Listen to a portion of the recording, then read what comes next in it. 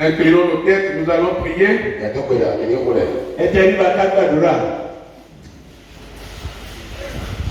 Père, nous voulons te dire merci. Amen. Merci pour ce moment que nous te recommandons. Merci pour ce moment que nous te recommandons.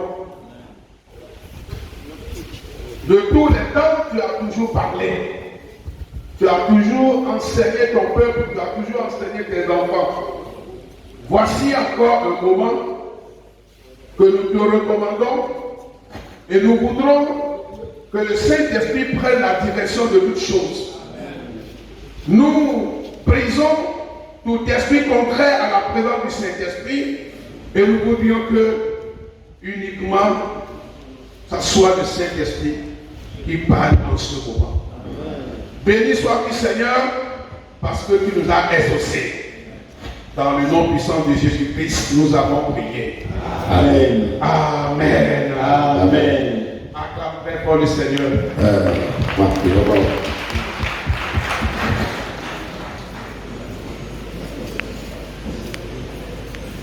Nous allons vous communiquer le plan de notre exposé.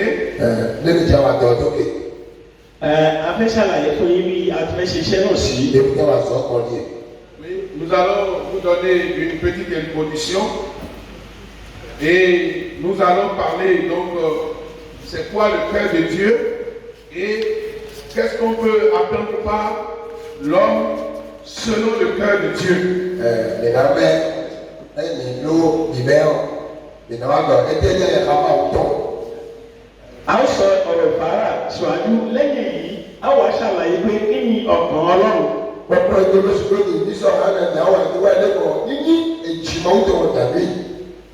Et si le secrétaire général vous a déjà parlé du cœur de Dieu ou bien l'homme selon le cœur de Dieu, je peux m'en passer.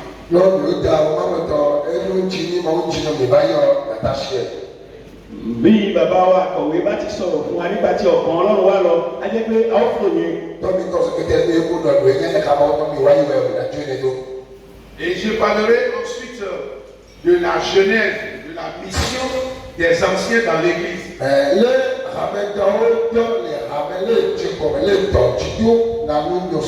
Èmi ó wá sọ̀rọ̀ nípa ti iṣẹ́ ìránṣẹ́ tàwọn alàgbà nínú ìjọ bó ṣe bẹ̀rẹ̀ bó ṣe rí máa sọ̀rọ̀ nípa rẹ̀. Et quand on parle d'anciens aujourd'hui, qu'est-ce que cela signifie concrètement?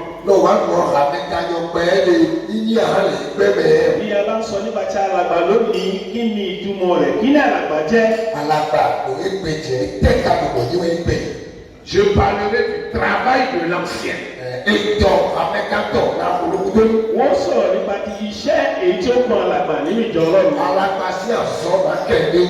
Est-ce que l'ancien en dehors du travail spirituel qu'il fait dans l'église, est-ce que l'ancien est censé exercer une activité professionnelle?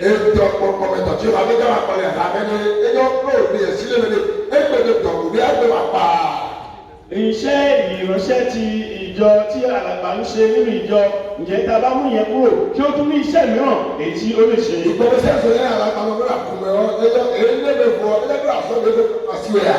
Quelles sont les récompenses que l'ancien ou le serviteur de Dieu peut avoir lorsqu'il est consacré à une activité spirituelle dans l'église?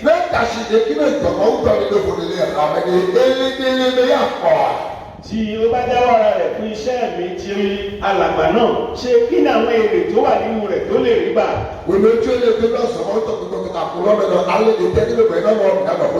Si l'ancien travaille comme cela se doit, Bí alàgbà bá ń ṣiṣẹ́ gẹ́gẹ́ bí ó ti tọ́ àti bó ti yẹ, quel bénéfice cela peut donner, procurer pour lui-même et pour l'église?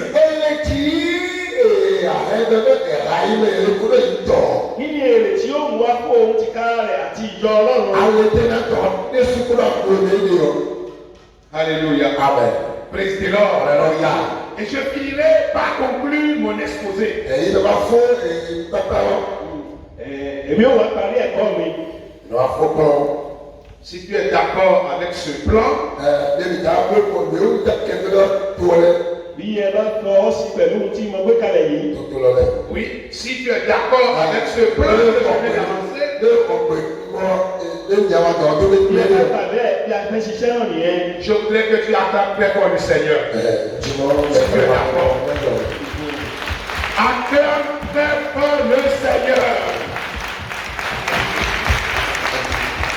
Alléluia. Praise the Lord. Donc, nous allons commencer. a ó tẹ̀síwájú. Depuis les temps anciens à nos jours, Sọ́ọ̀sì kéde ṣe sákẹ́tì ní ẹgbẹ́ ọ. láti ìgbà ìgbàanì wá Tí o dá yìí nígbà tẹ̀lé pé Dieu a toujours suscité de plusieurs manières des hommes pour faire son œuvre. màá ń ta àwọn bàbà ọ̀gbọ́n àwọn ìjọ tẹ̀lé. ọlọ́run máa ń yan àwọn ènìyàn láti ṣe iṣẹ́ rẹ̀. Wọ́n fún pẹ̀tẹ́rẹ́ ní àsọ̀tọ̀. Lorsque Dieu a demandé à Moïse d'aller délivrer son peuple, Tí wọ́n bá wọ́n sẹ̀mẹ̀lẹ́ yẹn kí kálọ̀ tù pọ̀ yìí tọ̀. nígbà tí ọlọ́run rán Mósè láti lọ gba àwọn ènìyàn rẹ̀ kúrò ní ilẹ̀ Íjíbítì. Wọ́n sẹ́kọ̀ọ́ yìí sílẹ̀ ní ìwé òdòdó nítọ̀. sur le chemin de la terre promise, Lè gbàgbé ní gbọ́ngbọ́ jí ọ. sí ilẹ̀ ìlérí tí wọ́n lọ. Àgbésẹ̀ ìgbé pàṣẹ ìyọ̀jí ọ. la charge était vraiment lourde. Ètò tí mo ń gbọ́ sẹ̀rẹ̀ ìdọ̀rẹ́ pé. iṣẹ́ ta fi lé Mósè lọ́wọ́ iṣẹ́ náà ó pọ̀ jù. Àsọ̀rọ̀ ìpẹ̀tà. Dieu a demandé à Moïse de choisir des hommes pour l'aider. Màá wá mú Mósè wọn dájú ẹ̀wọ̀n yìí jàmbó àpéjọ òru. ọlọ́run sọ fún Mósè pé yan àwọn ènìyàn láti ràn án lọ́wọ́. Ọ̀dọ́ lórí sílẹ̀ ní Chámẹ́rẹ́ ìgbàlá ní. Moïse était à la place de vous, les pasteurs, de vous, les apôtres, de vous, les prophètes, de vous, les évangélistes, de vous, les enseignants de la parole, des docteurs. Mẹ́tí o ní ní pẹ́ẹ́mẹ́tọ̀ máa ń lò lọ́tọ̀ pásítọ̀ apọ́sọ̀lù ìgbèkọ̀bẹ́ náà ó tẹ àwọn àmì ọ Mósè lè ó dúró ẹ̀wọ̀n ìdọ̀tọ̀. ẹ̀yin tí ẹ jẹ́ àpọ́sítélì òlì àti ajínrere àti olùṣọ́àgùtàn akẹ́kọ̀ọ́ olùṣọ́àgùtàn ẹ̀yin wà ní ipò tí Mósè. Tẹ́lẹ̀ Moïse tẹ̀wé lẹ́nu owó tẹ̀lé apọ́sọ̀lù sílẹ̀ évangéliste pásítọ̀ máa ò sí owó lọ́tọ̀lẹ̀ yẹ ẹgbẹ́. Aujourd'hui, Ẹgbẹ́ lorsque Jésus est venu sur la terre òní nígbà tí Jésù wá sí ayé Jésù bá ní bẹ́ẹ̀ jọ. et qu'il est retourné et que le Saint-Esprit est venu, l'église primitive est née. Wọ́n Jésù bá nígbà tí wọ́n yọ ẹ̀rá ọ̀tọ̀lọ́ ìyẹn jọ. nígbà tí Jésù wá ayé tó parí iṣẹ́ rẹ̀ tó lọ lẹ́yìn ìyẹn ni ìjọ àkọ́kọ́ kó bẹ̀rẹ̀. Jésù wọ́n mi lẹ́tọ̀ ìwé àkùrọ̀ ẹgbẹ́lẹ̀. L'église primitive est née avec des anciens. Ẹ̀rá yìí lọ ẹ̀rá ìtọ̀tọ̀ ẹ̀rá yìí lé ní tó àmì káwọ́ jọjọ. ìbẹ̀rẹ̀ ìjọ àkọ́kọ́ òun náà ní pẹ̀lú àwọn bẹ̀rẹ̀ pẹ̀lú àwọn àgbàgbà. Àpòsí ìdìbẹ́lẹ̀ wọ́n yé àwọn alápalẹ̀ sí ìwà. Alléluia. Amen. Voilà le contexte. Ònọ́nọ́mẹ̀ tí àmì káwọ́ jọjọ tó ẹ lẹ̀. wá wo ipò tí wọ́n ti bẹ̀rẹ̀. Ní alápalẹ̀ tẹ̀lé jí mọ́ lẹ̀. Mais aujourd'hui, Àmọ́ ẹgbẹ́ ọlọ́ni ẹgbẹ́ l'église, les dirigeants ou les autorités de l'église apostolique ont voulu que nous parlions des anciens selon le cœur de Dieu. ló ta tí mo tẹ̀lé kéde tó àmì gẹ̀ ṣìgbẹ́lẹ̀ fún àwọn jìjì tó rẹ̀. àwọn bàbá wa ń fẹ́ ká sọ̀rọ̀ nípa ti àwọn alàgbà gẹ́gẹ́ bí ọkàn tí Ọlọ́run fẹ́. Tọ́ni tẹ̀lé padà bí kẹ́ńdé alàmàtà ọ̀sẹ̀ yẹn lọ.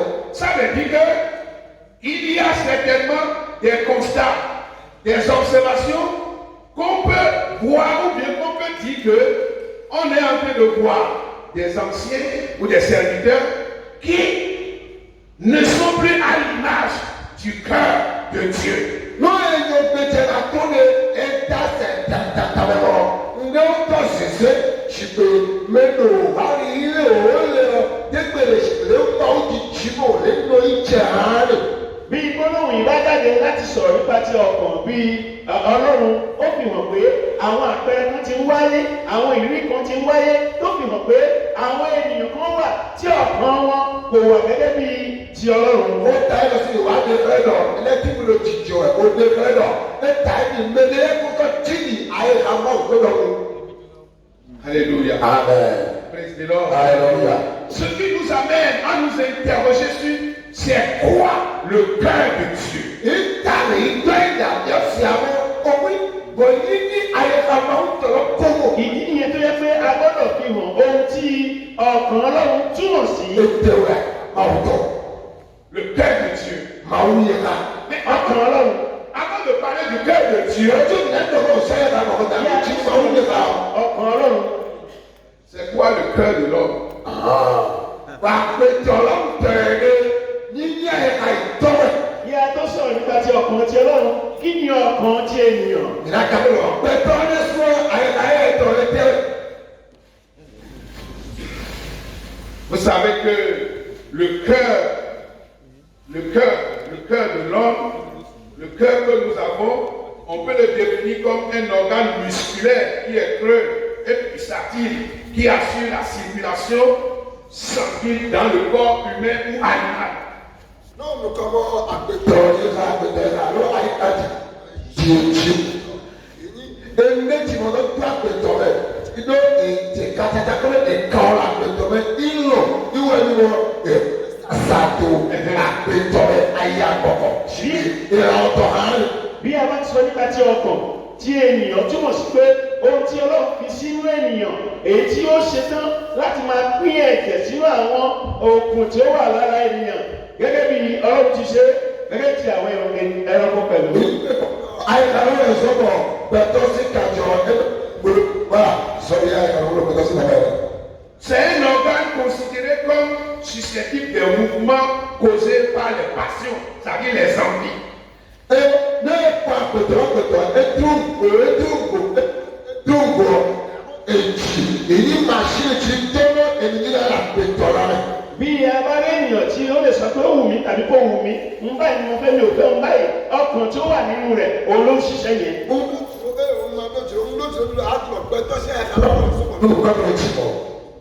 C'est le cœur qui permet d'être aimé et d'aimer.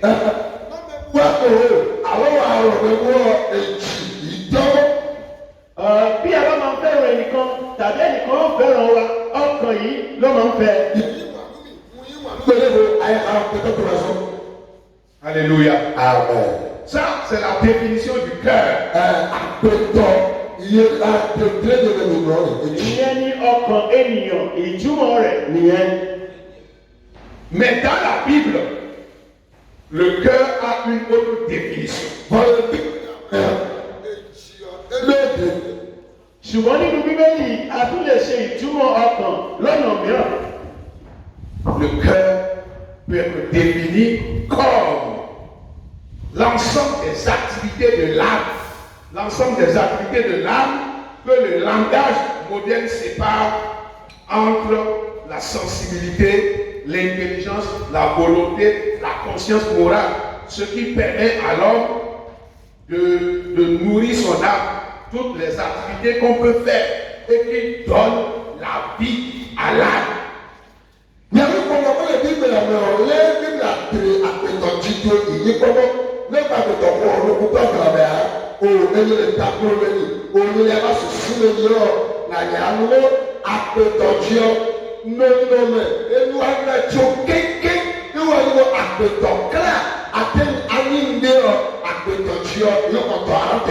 Bí a bá rí ènìyàn tí ń sọ̀rọ̀ tàbí tí ń ní òye kan tàbí tí ń ṣe iṣẹ́ kan, gbogbo wa gbọ́dọ̀ mọ̀ pé ọkàn yìí òun náà ni ó fún ẹ̀mí rẹ̀ ní ìṣe láti máa ṣiṣẹ́. Àwọn ìjọ pẹ̀tọ́tọ̀ sínú wíwá ẹ̀ẹ́sẹ̀ ẹ̀dáwọlé pọ̀ pátápátá nínú ọ̀hún rẹ̀ èrò ìwọ́n ayélujára rẹ̀ dàgbọ́dọ̀sí ìwọ́n rẹ̀ àtúnọ̀ pẹ̀tọ́ sí àyíkalọ́ wíwá yìí mẹ́rin dodo àṣekúrọ̀tọ̀ nínú kọ́tọ́ wáyé rẹ̀.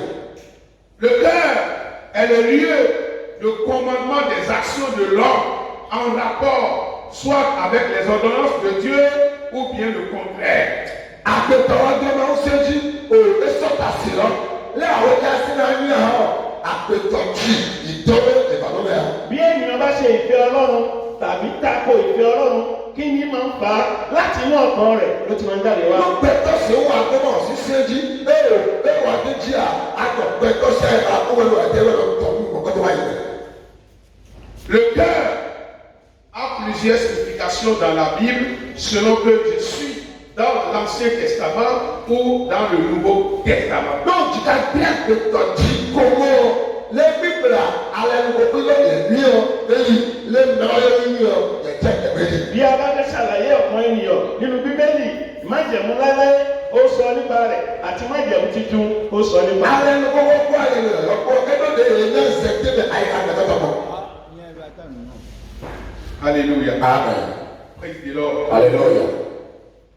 Dans l'Ancien Testament, Nínú májẹ̀mú láéláé, le cœur corrompu est la source des péchés.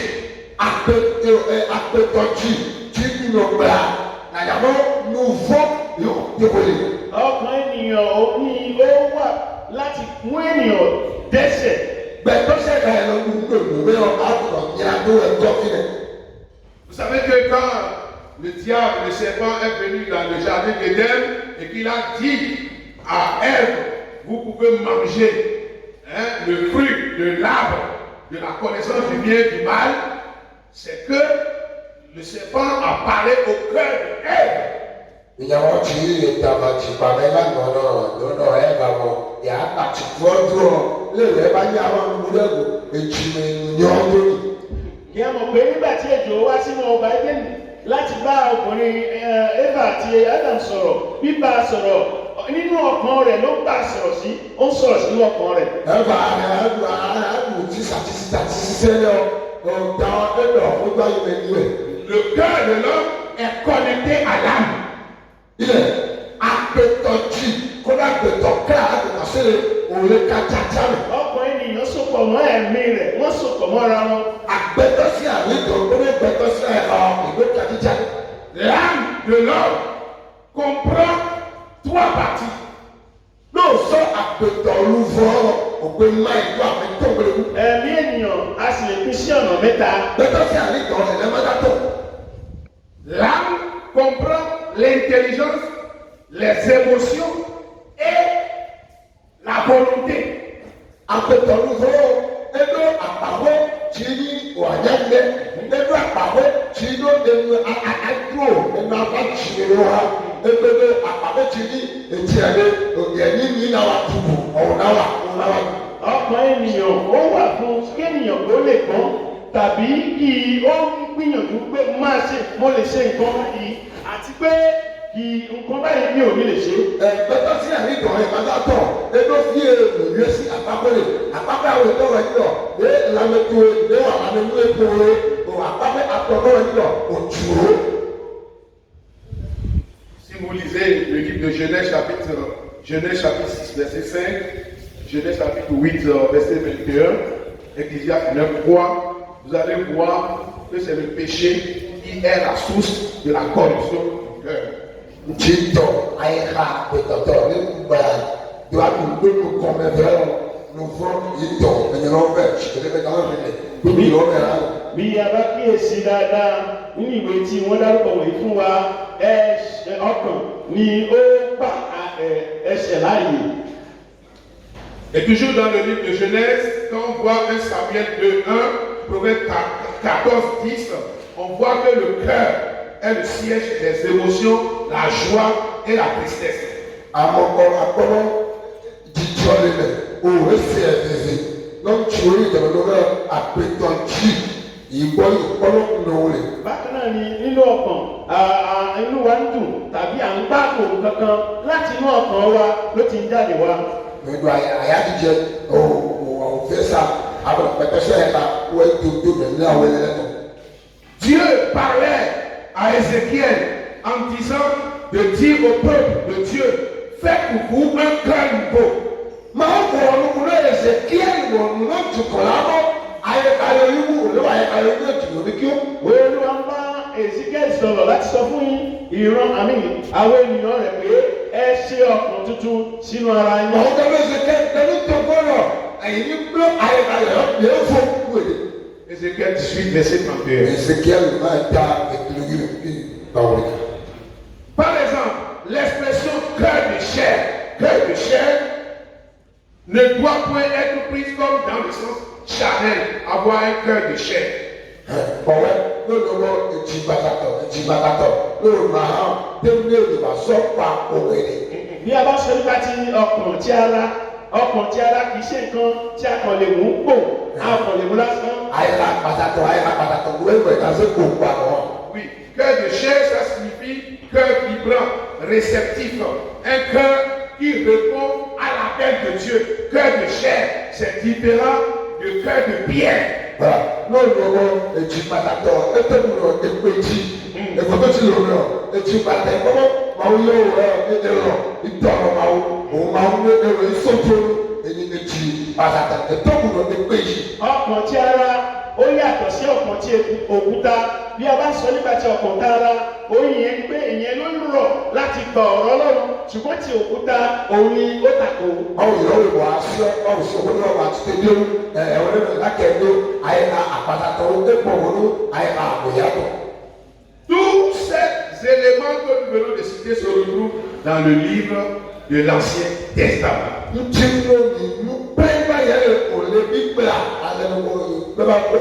nínú àwọn àlàyé tí a ṣe wá lọ́wọ́ yìí gbogbo wà nínú ìwé májẹ̀mú láéláé.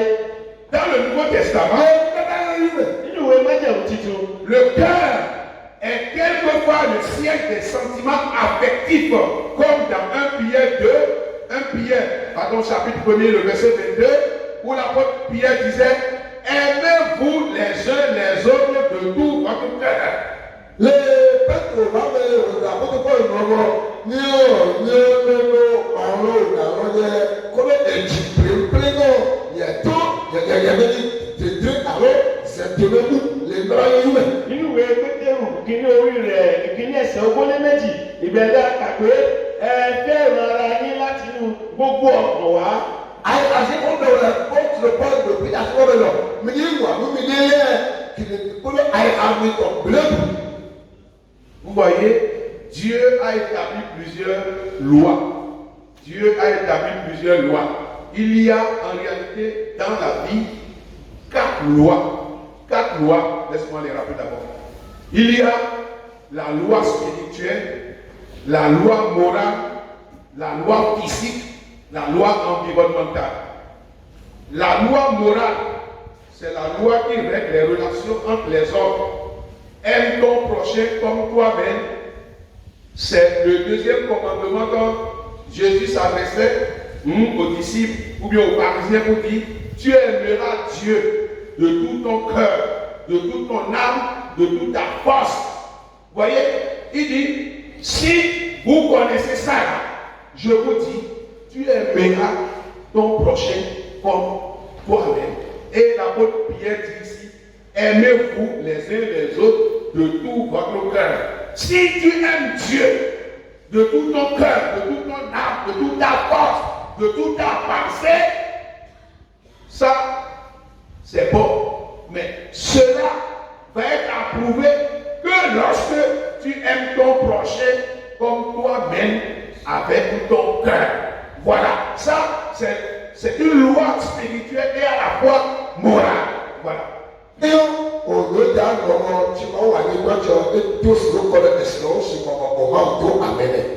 Ọmọdé àmẹ́lẹ̀ wọn kọ́kọ́ yìí pọ̀pọ̀ ẹ̀sẹ̀ ìró òwúrì ewu orí eyín chíkà ní okòló ní ògójì ewu orí eyín bá sàrẹ̀ ìtì náà mẹ́tẹ́ ẹ̀sìn ó. La loi environnementale. Tí ní èsì òjì pa nígbà ẹ̀jì wí ọ̀lọ́tàn dúdú tó wàlà tó wẹ́gbẹ́ dáná lọ. Ese tí ní pọ̀pọ̀mẹ́tọ̀ nígbà yìí yẹ ní okúrò ní òtọ̀ lẹ́nu ìgbà ìgbọ́mọ́ wà àwọn amẹ́yẹtọ̀ tí ònú ọ̀ wà àwọn amẹ́yẹtọ̀ tí ní sè mọ́ lọ àwọn amẹ́yẹtọ̀ tí kò tọ̀ hàmì ọ̀ ẹnu èyí yà sè do dàgbò mi lọ lẹ́kí yà wà tó bí dú gbọ̀gbọ̀gbọ̀ àsè náà bá mi tẹ̀ yà yìí lọ bí ọ lọ́jọ́ ọ̀jì lọ́wọ́ dasi náà yí wà wà lórí orí rẹ̀ tọ̀. ok bàbá ń ṣàlàyé fún wa pé Ọlọ́run dá ayé yìí ó sì fi ọkọ̀ òfin sínú rẹ̀ ṣùgbọ́n ó wá pín òfin sí ọ̀nà mẹ́rin sọ nípa ti òfin nípa ti ara wa tàbí sí Ọlọ́run àti sí àwa ènìyàn tí a wà lórí rẹ̀ wọ́n wá ń ṣàlàyé pé èyí tó sọ nípa ti ẹ̀mí ìyẹn ni pé bí a bá nífẹ̀ẹ́ Ọlọ́run a ó nífẹ̀ẹ́ Ọlọ́run pẹ̀lú gbogbo agbára wa ìmọ̀ wa àti ohun ìní wa ìkejì rẹ̀ ni pé ká fẹ́ràn ọmọnìkejì gẹ́gẹ́ bí ara wa. Pétérù wá ṣàlàyé pé ẹ fẹ́ràn ara yín pẹ̀lú gbogbo ọkàn. Òfin náà tó láyé máa tó ẹ̀rẹ̀ gbé mi gbọ́ mi tọ́ de ẹ̀ka mi nígbà mi gbọ́dọ̀ kọ́ ẹ̀dẹ̀ òsè ẹ̀ka pàṣàbí tó lọ mọ́ ẹ̀dẹ̀ ẹ̀ẹ́dẹ̀ lọ yìí òsè ẹ̀ka àìkú gbàgbà mi lẹ̀ tó mi kílọ̀ mi pápápátá àmọ́ ẹ̀ka mi ta ẹ̀dẹ̀ òfin mi tó kótó lọ yà ọ́ wọ́n òsè èyí ìdàgbò gbẹtọ́ sí nìyẹn ó nìyí wà mú mi lé mi sì yí wà mú mi lé ní àyíká mi tó bùtẹ̀kù mà bí ẹ̀mẹ̀ mà yí wọ̀. Le cœur est le centre de l'activité spirituelle de la conscience. Heureux les cœurs purs, car ils verront Dieu. Matthieu 5, verset 8. Heureux les cœurs purs, car ils verront Dieu. Matthieu 5, verset 8. Wàyà èjìjìwé mẹ́ ló wà lápọ̀ màá lẹ́yìn àwọn lẹ́yìn èjìwé rẹ̀ lọ. Èjìyé èyí ní èmàṣírì àwọn àpò ìjìmẹ̀ ẹ̀yìn ọ̀mà ń tọ̀ ọ́ dé òpó tẹ̀wéjọ́. Àwọn òkùnkùn ọkàn tí ó mọ́ nínú ìwé mọ́tì ń pé ìbùkún ní fún alábùkún fún ọkàn tuntun. Báwo ló ṣe jẹ́ bẹ́ẹ̀? Ìyẹn túmọ̀ sí pé ọkàn inú ọkàn ni àwọn ọ̀rọ̀ Ọlọ́run ń gbé, ìfẹ́ Ọlọ́run ń gbé. Àyíká ẹgbẹ́ ìdámọ̀ bá ọ ètò òtù. Ẹgbẹ́ ìdájọ́ àyíká pẹ̀tọ́tọ̀ ló ti dé ìgbẹ́lẹ́ rẹ̀ yìí kò tí a kọ̀ òyìnbó ìlànà yìí bá òṣìṣẹ́ bọ̀ sí wọlé. Voyez que Jésus, s'adressant aux disciples, a dit, c'est du cœur que viennent les mauvaises choses. Ce n'est pas ce qu'on mange qui est mauvais, mais c'est du cœur que viennent les mauvaises choses, les souillures, toutes sortes de choses qui ne glorifient pas Dieu. Yesu ti ka ọkùnrin yìí nípa bí ó jẹ́ ẹ̀pọ̀mọ́ kékeré tó ní jì inú ọmọ náà tó ń jà pẹ̀tọ̀ ló dà yìí kó dàgbò nínú ìdọ́gbẹ̀tọ̀ kó yìí kó wò vọ àpẹtọ̀ jìmẹ̀ yìí èrò tó ní padàbàdàbà tó ló so. Nígbà tí Jésù ń gba àwọn ọmọ yẹn ní ìyànjú, ó bá wọn sọ̀rọ̀ pé láti inú ọkàn ni èrò búburú ti ń jáde wá. Ìyẹn ni pé kì í ṣe nǹkan àjẹ ló mú ohun búburú wá bí kò ṣe èrò láti inú ọkàn wọn wá ní búburú ti ń jáde wá. Jésù lọ ẹgbẹ́ ìwé gbẹdọ̀ lọ́wọ́ ẹ̀gbẹ́ta péjì Jésù lọ bọ̀ àwọn ìwé tó ṣe àmẹ́nu pẹ̀tọ́ ló padàpadà inú pẹ̀tọ́ ló kúrò nílẹ̀ àyàtọ̀ ìwé tó ṣe. Si nous voyons ce que nous venons de dire dans l'Ancien Testament, dans le Nouveau Testament, vous allez voir que le cœur, soit il est pur ou il est corrompu, ou il est un cœur, lorsqu'il est pur, ça veut dire que c'est un cœur qui glorifie Dieu. Lorsqu'il est impur ou corrompu, ça veut dire que c'est un cœur qui ne glorifie pas Dieu. Lẹ́yìn ní èjìyàn tó sọ bíbélì àgbàwọ́ méjì lápẹ̀lẹ́pẹ̀ pé ọ ẹ̀dá sẹ̀rẹ̀ ló dágbẹ́ àwẹ̀fẹ̀ èjì lọ́yìn máa ń tọ̀ àdéhùnmẹ́ lọ́dún mẹ́rin yẹn yóò kó yìí nítorí rẹ̀ yẹn gbé àdúgbò rẹ̀ lọ àdéhùnmẹ́ lọ́dún mẹ́rin lọ pẹ̀lú fún àwọn. Bí a bá kíyèsí àlàyé lórí ọkàn tí a ń ṣàlàyé láti ní ìwé májẹ̀mú láéláé sí májẹ̀mú titun, à ń ṣàlàyé fún wa pé ọkàn funfun tàbí ọkàn mímọ́ ìyẹn ni pé ìyẹn ló ń gbé Ọlọ́run ga, ìyẹn ni ti Ọlọ́run, ṣùgbọ́n ọkàn tó kún fún àìmọ́ tàbí kún fún ẹ̀ṣẹ̀ ìyẹn òun ni kì í ṣe tọlọ́run. Lẹ́yìn àyẹ̀ká olórí ní àwọn ojú rẹ̀ ní sọ àyẹ̀ká ẹgbẹ́ wíwẹ́ pépà pẹ̀lú báwò ẹsẹ̀ náà gbàdá wíwẹ́ àmẹ́ àkókò àgbọ̀dọ̀ píjì lẹ́dẹ̀ lọ sọ́dọ̀tì kò máa wọ̀. Qu'est-ce que le cœur de Dieu? Èèyàn àpètọ̀ yọrẹ àpètọ̀ yìí ayọ̀rẹ̀ ní tẹ́lẹ̀ màmá wúlọ̀ tẹ̀lé yíyí àìtọ́. Ó dáa àti gbọ́ nípa ti ọkàn ènìyàn. Kí ni ọkàn ti Ọlọ́run wà ní o? Màá wí ayé amáwùtọ́ ìtẹ́lẹ̀ wọ ẹ̀já gbẹ̀jẹ̀. J'ai cherché, je n'ai pas vu quelque chose, c'est écrit, voilà le cœur de Dieu. Maintenant, tí o bẹ àwọn owó èjì ni yẹ kó wọn máa ń jìyà ni yẹ tẹ pẹ́ẹ́tì gẹ́gẹ́ òde ọ̀pẹ̀sì wọn máa ń jìyà ètì ẹ̀kọ́ jìyà ní ìwé ju ni òde ilé pọ̀ ẹ̀. J'ai pas vu ça. Moi, c'est pas le Seigneur. Acclame le Seigneur. Acclame le Seigneur. Mo ṣe ìwádìí nígbà tí ọkàn ti Ọlọ́run, nígbà tí a sọ fún mi láti sọ̀rọ̀ nígbà tí ọkàn Ọlọ́run, mo ṣe ìwádìí títí mi ò rí ọkàn Ọlọ́run. Ẹnì nígbà tó dákàrà bọ̀ ọ̀hún sẹ́yìn náà ẹkú yà ẹwù yà ẹwù yà ẹbí yà ẹbí kú wọ̀ ẹ́ kàtó fi dé dọ̀ àyẹ̀ká wọn kọ̀ létí ẹbí o. Alléluia. Amen. Mais écoutez, Àwọn mi sè. Ẹ gbọ́dọ̀. le cœur de Dieu Báwo yẹ ká dé? oui, peut être le centre de commandement ou d'expression de sa volonté, de son désir pour l'homme. Mao dúró àwọn mao dúró wọ́n àgbẹ̀tọ̀ ní ẹ̀rọ ìyá ní èjì mao dọ̀. Ẹgbẹ́ o nísìnyí nígbà tí mo wò ó wí pé ìfẹ́ Ọlọ́run, ètò Ọlọ́run, ìgbékalẹ̀ Ọlọ́run, òun náà ni yóò jẹ́ ọkàn Ọlọ́run. Ìwé bá wù sọ́wọ́ tàbí tí ó bá wù tọ́ ní ó bá wù gbà ní pẹ̀pẹ́ sábì tọ́ ayé àwọn àwọn tó lọ iná kò sí. Alléluia. Amen. Praise the Lord. Hallelujah. David a dit, David mọ̀. Dábìlì wípé fais de l'Éternel tes délices et il te donnera ce que ton cœur désire. Sọ̀gbọ́n asọ́wà ẹ̀họ̀rọ̀ mọ̀ ń tí àwọn jíjí náà wọ̀ ẹ̀ lọ. Psaume 37, verset 4. orin Dábìlì wípé fi Ọlọ́run ṣe ọ̀rẹ́ rẹ, ohun tí ọkàn rẹ fẹ́ yóò ṣe fún ọ. Sọ́gbọ́n ọ̀gá yìí kọ́kọ́ tó wí ní ọkọ̀ gbogbo lóbi ayé àpèjú ẹ̀yà náà wẹ̀. L'homme, selon le cœur de Dieu maintenant, Bíi àwọn àpètọ̀ ṣùgbọ́n máa ń jíjí ló tó rẹ̀ ẹ̀ lọ. Wọ́n wà bẹ́ẹ̀ ọkàn ènìyàn gẹ́gẹ́ bí Ọlọ́run ṣe ń fẹ́ ẹ. serait l'homme selon la volonté de Dieu. Mílí àwọn ènìyàn ló ń jí láyé gbọ́wọ́ àpètọ̀ tí lẹ́mọ̀ ń jí mọ́ yẹ̀rẹ́ lọ lọ́bẹ̀dẹ̀ àwọn àdìyàmẹ́lọ́ ní àpètọ̀ ìjìmọ̀ wọn. Èyí túmọ̀ sí pé bí ènìyàn bá wà ní gẹ́gẹ́ bí ìfẹ́ ti Ọlọ́run, ohun tí Ọlọ́run fẹ́ inú rẹ̀ ló wà.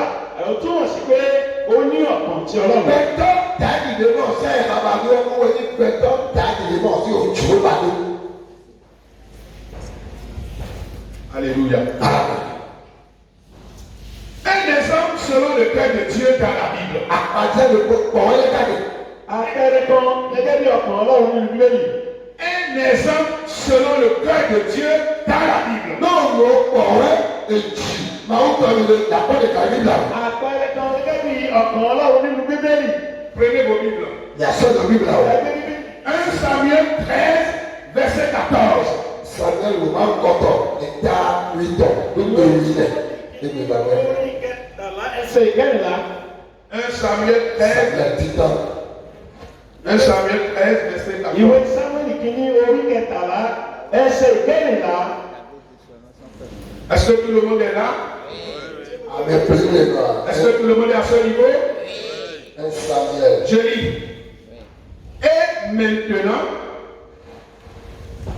Et maintenant, ton règne ne durera point. Dieu parlait par le prophète Samuel au roi Saül. Et maintenant, ton règne ne durera point. L'Éternel s'est choisi un homme selon son cœur. Et tu peux souligner ça. L'Éternel s'est choisi un homme selon son cœur. Et l'Éternel l'a destiné à être le chef de son peuple parce que tu n'as point observé ce que l'Éternel t'avait commandé. Mesdames, messieurs, àpètọ̀ ṣùgbọ́n máa ń jẹ rárẹ̀ ọ́. Lóòótọ́ pọ̀ sí lóòótọ́ máa ń jẹ àjọ ìwà náwó ló ń jí máa ń dúró lómìnira rẹ̀ kọ́ àdàmẹ́lọ́ ní àpètọ̀ ṣùgbọ́n máa ń jẹ rárẹ̀. Ìsáré rò máa ń tọ̀ ìtàrí tẹ̀lé gbìyànjú lọ. Èyí nìkan ọ̀dọ́ ìlọ́kúnmọ́ máa ń wọ̀ ọ́nùkú tó ìjọba Samuel jì lọ sáré.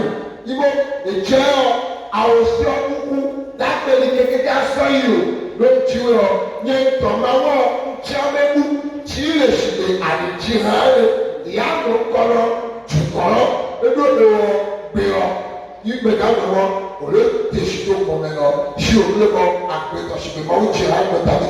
Bí a bá sọ pé ìfẹ́ Ọlọ́run òun ní ọkàn Ọlọ́run, a rí pé Ọlọ́run sọ̀rọ̀ látẹnu wòlíì Sámúẹ́lì sí Sọ́ọ̀lù níbí yìí. Ó wí pé ìjọba rẹ kì yóò pẹ́ mọ́ nítorí pé èmi ti rí ẹnìkan bí ọkàn mi tí èmi yóò fi síwájú àwọn ènìyàn mi. Gbẹ̀tọ̀ tẹ̀lé ẹ̀ bàbá ó tọ̀ lórí kó ló kàlọ́ sílẹ̀ wáyé lọ. Báwo dẹnu Samuel lọ ní dẹnu sáré lọ. Ń mọ̀ pé lẹ́kọ̀ọ́ kò jẹ́ tẹ̀lé ayékàtẹ́ lọ. Àbọ̀ bẹ̀rọ̀ bẹ̀rọ̀ dáyé. Mẹ́ẹ̀ẹ́nì ọ fún ẹ̀ náà wà lórí kọ́ ọ̀gbìn láti nìkan tọ́ nítorí ojú. Àbọ̀ bẹ̀rọ̀ àbọ̀ nítorí ọ ẹ̀sùn náà kẹta bí wọ́n yẹ. David est la seule personne dans la Bible que Dieu a appelé un homme selon son propre cœur. Le Bible a kékeré mẹ́tìlẹ́ ká tí máa ń kéde tó bẹ̀ yá pé tọ̀sílẹ̀ jí ayọ̀ yìí tàbí. Nínú ìwé mímọ́ látòkèdè la rí pé Dáfídì náà ni ẹni tí Olúwa sọ nípa rẹ̀ pé ó jẹ́ ẹni bí ọkàn òun.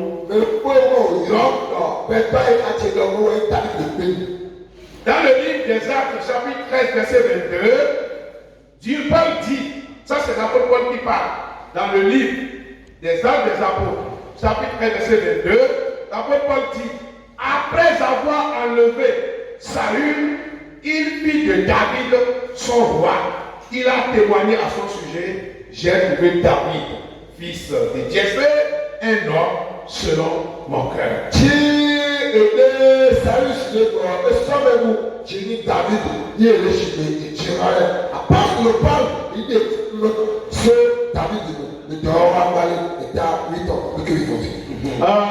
Bí a ti mú Sọ́ọ̀lù kúrò, àwa mú ẹni bí ọkàn rẹ̀, ìyẹn Dáfídì sí ipò rẹ̀. Èyí ni Paul àpọ́sítélì ṣàlàyé ní ìwé Iṣẹ́ àwọn Àpọ́sítélì orí rẹ̀ ìkẹtàlá ẹsẹ̀ 22 wípé ẹni bí ọkàn mi òun ni mo fi síwájú.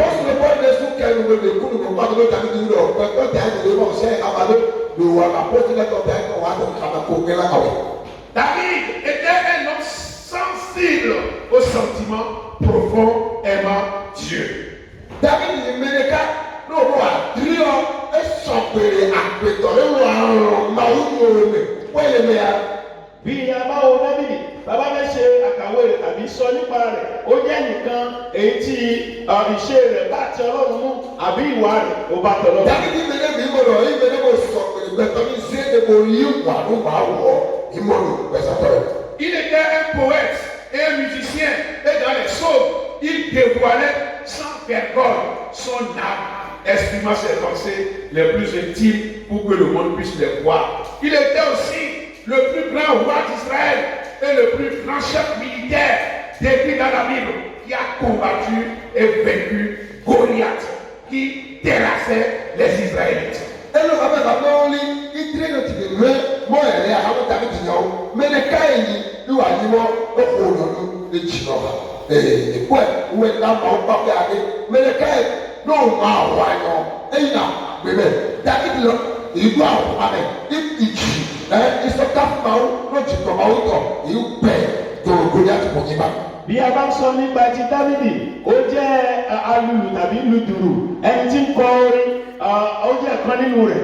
Èkejì, ó jẹ́ ológun, ẹni tí ó ń jà fún ìjọ Ọlọ́run tàbí àwọn ènìyàn Ọlọ́run tí ó kojú ìjà sí ọ̀tá Gólíátì nì tó sì ṣẹ́ ogun rẹ̀. Nínú Bíbélì, a kà nípa rẹ̀ pé òun ni ọba ńlá kan tí a kà nípa rẹ̀. Ọ̀rọ̀ àdìgbò kàwé ìwò fọ́tọ́ ti tẹ gbẹdẹ́rẹ́ tàbí ti ní ẹ̀fọ́ rẹ̀. Àwọn afutọ́ ní esúkésù ẹ̀yìn mímọ́ wọlé bí àwọn amẹ̀ ló fún àwọn òkú ọ̀pọ̀ náà nígbà yìí. David était l'une des personnes avec qui Dieu a choisi de partager ce qu'il avait sur son cœur. Ebubeke David ọ̀mẹ́tí ìmọ̀ ọmọ yòókù mẹ́ni ọkọ̀dọ̀ David lè hàn mí. Dáfídì jẹ́ ọ̀kan nínú àwọn tí Ọlọ́run máa ń pín ọ̀rọ̀ inú rẹ̀ pẹ̀lú, ó jẹ́ ọ̀kan nínú wọn. Ẹyin kọ́ ló kọ́ mẹ́nu máa wọ̀ ẹyin gbẹgbẹrún máa kúrò tàbí dìbò.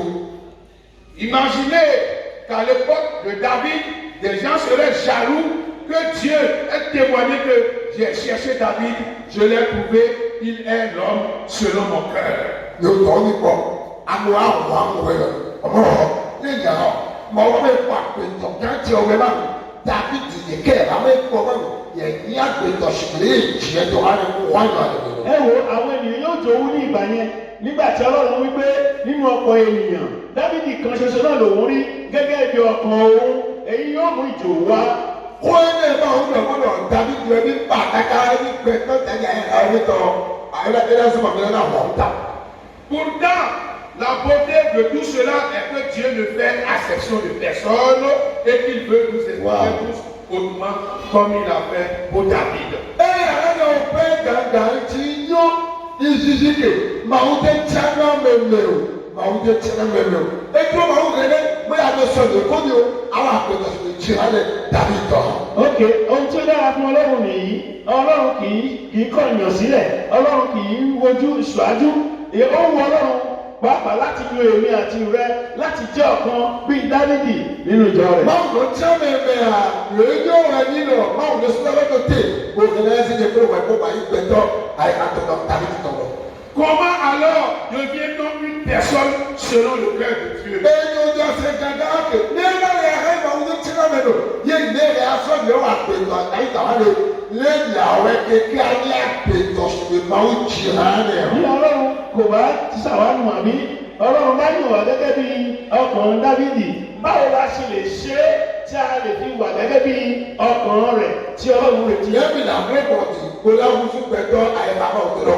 Si nous revenons à Acte 13 et qu'on regarde le verset 22, nous découvrons le secret. Eyo enuwa ti awo na pe to ala ni ma wo ape to ala e ka ma wo to no di ko to wa ta ni to ko ki fo fi lo ile to e ko enuwa le.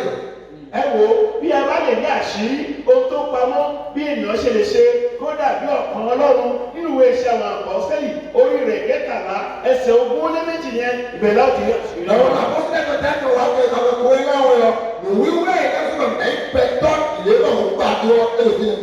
Dieu dit ceci. Dígè máa ń mọ̀ nílẹ̀ ká ọtún mi lẹ́yìn. J'ai trouvé David, fils d'Isaïe, homme selon mon cœur. Ó gbọ́ David pé Isaí àgbẹ̀tọ̀sílá yìí jíjí hàn. Èmi rí Dávídì ọmọ Jésè gẹ́gẹ́ bí ọkàn mi. Il fera tout ce que je veux qu'il fasse. Àwọn àìjọ pé ń dúró mọ̀lẹ́ wa. Yóò ṣe gbogbo tí mo bá fẹ́ kó ṣe yóò ṣe é. Ẹ̀dá mélòó ẹ̀ ń gbà wà nínú ẹ̀bí. Je veux te poser une question. Ìjà abẹ́rẹ́ kò fi. Mo fẹ́ béèrè ìbéèrè kan lọ́wọ́ yín. Akakọ̀rọ̀ kò bẹ̀rẹ̀. Feriez-vous ce que Dieu veut que vous fassiez? Oh! Bẹ́ẹ̀ni ìjọ pé mà wá dúró mọ́ni òye wa lè yàrá àwẹ̀ à. Ǹjẹ́ ohun gbogbo tí Ọlọ́run bá fẹ́ kí àwa ṣe ǹjẹ́ àwa gbà láti ṣe é? Ìwé náà ò ná pàrọ̀ ní bílẹ̀dì ọ̀gbìn náà yí gbogbo náà ló wà. Ṣé a lè ṣe é? Ah bon? Ah bon? Le secret d'être l'homme selon le cœur de Dieu, c'est de faire ce que Dieu veut que vous fassiez. Enuwawa ti a tọ́ níbi àní àpètọ̀ tí máa ń jí tí mo lò lé nílé èyí mọ́ ètò òpilẹ̀ ní adúró máa ń mọ́ lò lé wa yàrá wa. Ohun tó fara pamọ́ èyí tí ó lè mú kí àwa lè dàbí ọkàn bíi ti Ọlọ́run òun náà ni ṣíṣe gbogbo ṣíṣe ìfẹ́ ti Ọlọ́run tí Ọlọ́run fẹ́ kí a ṣe. Yóò wọlé wẹ̀ wẹ́ náà pàlọ́ mi ní kúrò mi yí bè polówó bìọ́ mi yí bẹ̀tọ̀ dání ọ̀ sí àyíká ló. La volonté de Dieu n'est pas forcément la volonté de l'homme. Ike àwọn tó yẹ bá nílẹ̀ gbẹ̀tọ̀ tó àtàtà. Non. Oh. Ìfẹ́ Ọlọ́run kì í ṣe ìfẹ́ tí ènìyàn. Ẹ̀yìn ló bá wọn dúró mú ẹ̀pẹ́ tó wá dúró wọlé lẹ́nu. Parfois, nous, en tant qu'humains, en tant que serviteurs, en tant qu'enfants de Dieu, nous voulons que ce que nous désirons là, ça soit ce que Dieu désire pour nous. Akérò, ẹ bá di ọ̀rọ̀, ìlú ẹ̀jẹ̀ máa ń dọ́ àtọ́, máa ń ṣe, máa ń sọ́sọ́ rọ̀, ìjìnlẹ̀ ti dùn ọ́ yẹ́nì, èèyàn àwọn ìdìbò ìlà dábẹ́rẹ́ ìdìbò yìí wà lónìí. Ó máa ń ṣẹlẹ̀ ní ìgbà náà tó jẹ́ pé ohun tí àwa ń fẹ́, ohun tó wà lọ́kàn wa gẹ́gẹ́ bí ìránṣẹ́ Ọlọ́run tàbí àgbàgbà ọmọ Ọlọ́run, ohun káwa ń fẹ́ là ń fẹ́ kí Ọlọ́run fẹ́ ní ìgbà náà. Ẹnu wa ti ọ̀rọ̀ mi lọ́pàá mọ̀ níbẹ̀ yìí náà sọ̀rọ̀ àtẹ́lẹ̀ náà ò sì kìí ẹ̀ mọ̀ sí ti sẹ́yà lùwẹ́dù ayé lamẹ́nu ni lùwẹ́dù tamẹ́nu ni ọ́ wúwo ẹ̀mí abẹ́rẹ́ náà ní gbé. Dieu dit, Ọlọ́run pé ce que vous n'aimeriez pas qu'on vous fasse, il ne faut pas le faire pour ton prochain. Ntìlì òde tí ló mọ̀ ò lé wà lọ́lọ́dẹ ni ó pé wà lọ́dẹ ò pé yàwó. Ọlọ́run pé ohun tẹ́yìn ò fẹ́ kí wọ́n ṣe sí yín ẹ má ṣe ṣe sí ẹnìkejì yín. Ìwé àmọ̀ràn bá àpérò o. Si tout à l'heure, lorsque on nous a demandé de nous lever pour nous mettre à l'aise, quelqu'un par hasard, il est au téléphone et il est venu cogner quelqu'un et puis bon, la personne est tombée. Quand la personne va se lever là, quelle sera sa réaction par exemple? Zane tí wọ́n lè kọjá kéré ìwọ́n náà kọjá pé kéré ọ̀sọ̀ ẹ̀ka tẹ̀ntẹ̀ iyọ̀ ọ̀mẹ́lẹ̀ kíkà ní àtàwọn ọ̀pá àìsàn ẹgbẹ́ tí wọ́n ní ká ìtù ibẹ̀ tí ìtù ẹ̀ so níbi ọ̀rá mẹ́sà òtún ọlọ́ọ̀tún àárẹ̀ lé àwa náà. Òwò nígbà tí wọ́n ní ká lọ sinmi fún ìṣẹ́jú mẹ́wàá lẹ́ẹ̀kan tí a dìde bóyá ìwọ gbé ẹ̀rọ ìbánisọ̀rọ̀ rẹ nígbà tó ń sọ̀rọ̀ tó ń lọ olóńgbò lónìkan orúkọ wá ṣubú rẹ̀ kí ẹni tó ṣubú rẹ̀ yìí wọ́n bá dìde kí ni èrò àbí kí ni yóò ṣẹlẹ̀ láàrin ẹ̀mẹ́jì. Nígbà tí wọ́n ń gbé lẹ́wọ̀ wọ́n ṣe àwọn káwọn sì tó egbò jẹ̀dílé tó lójú kòkòrò àgbàdo lẹ́kọ̀ọ́ asọ́nulẹ́wọ̀ náà jà yìí ayé òwúrọ̀ dá yìí wọ́n jà yìí wọ́n kọ́ tó kò fọ́ ní ayé àtẹ̀mí náà tì mọ́. Ressentez-vous un désir de prier davantage, un désir de connaître davantage la volonté de Dieu et d'avoir une grande mesure de son esprit, un désir qui vous fasse tellement confiance qu'il se confie à vous.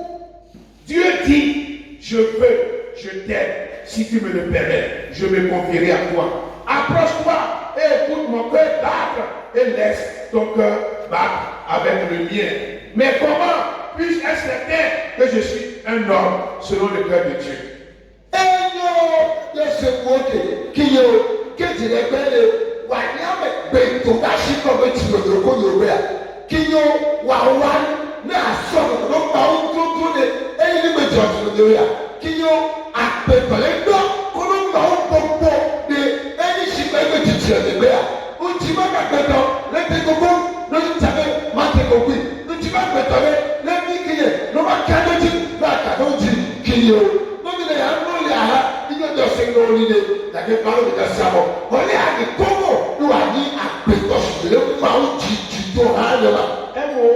Lónìí yìí wọ́n ní àwọn ìbéèrè tí wọ́n fẹ́ béèrè.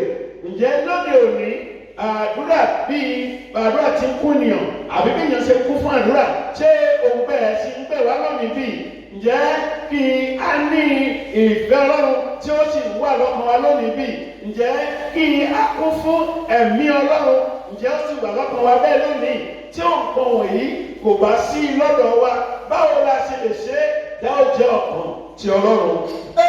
Síbẹ̀ kò kẹ́kọ̀ọ́ lòdì sí wẹ̀ mi ló kọ kúmẹ̀ èyí kọ́ sí pípọ̀ ní kọ́ọ̀mù yá ẹgbẹ́ apápá nàtọ́ wà ní ìmọ̀ sí tù lọ́wọ́ ẹlẹ́kọ̀ọ́ nìmẹ́yà ọ̀gbọ̀n òwúlọ̀ rẹ̀ pẹ̀lú sẹ́kọ̀rì ní oṣù pẹ̀sẹ̀kọ̀ pẹ̀tọ́ mẹtìlámì ọjà kàmẹ́rọ̀ lónìí kàmẹ́rọ̀ nílẹ̀ lẹ́bi ìwẹ̀ ìwẹ̀ ìwọ̀ mi ló lẹ́nu kúrò ilẹ̀ ọ ìdáyẹ̀wò ní kàmẹ́rọ̀ tẹ̀ bẹ́ẹ̀ lọ na pẹ̀tọ́ wà púpọ̀ gbogbo jìnnì yóò náà sí òjò àìhàmàlú.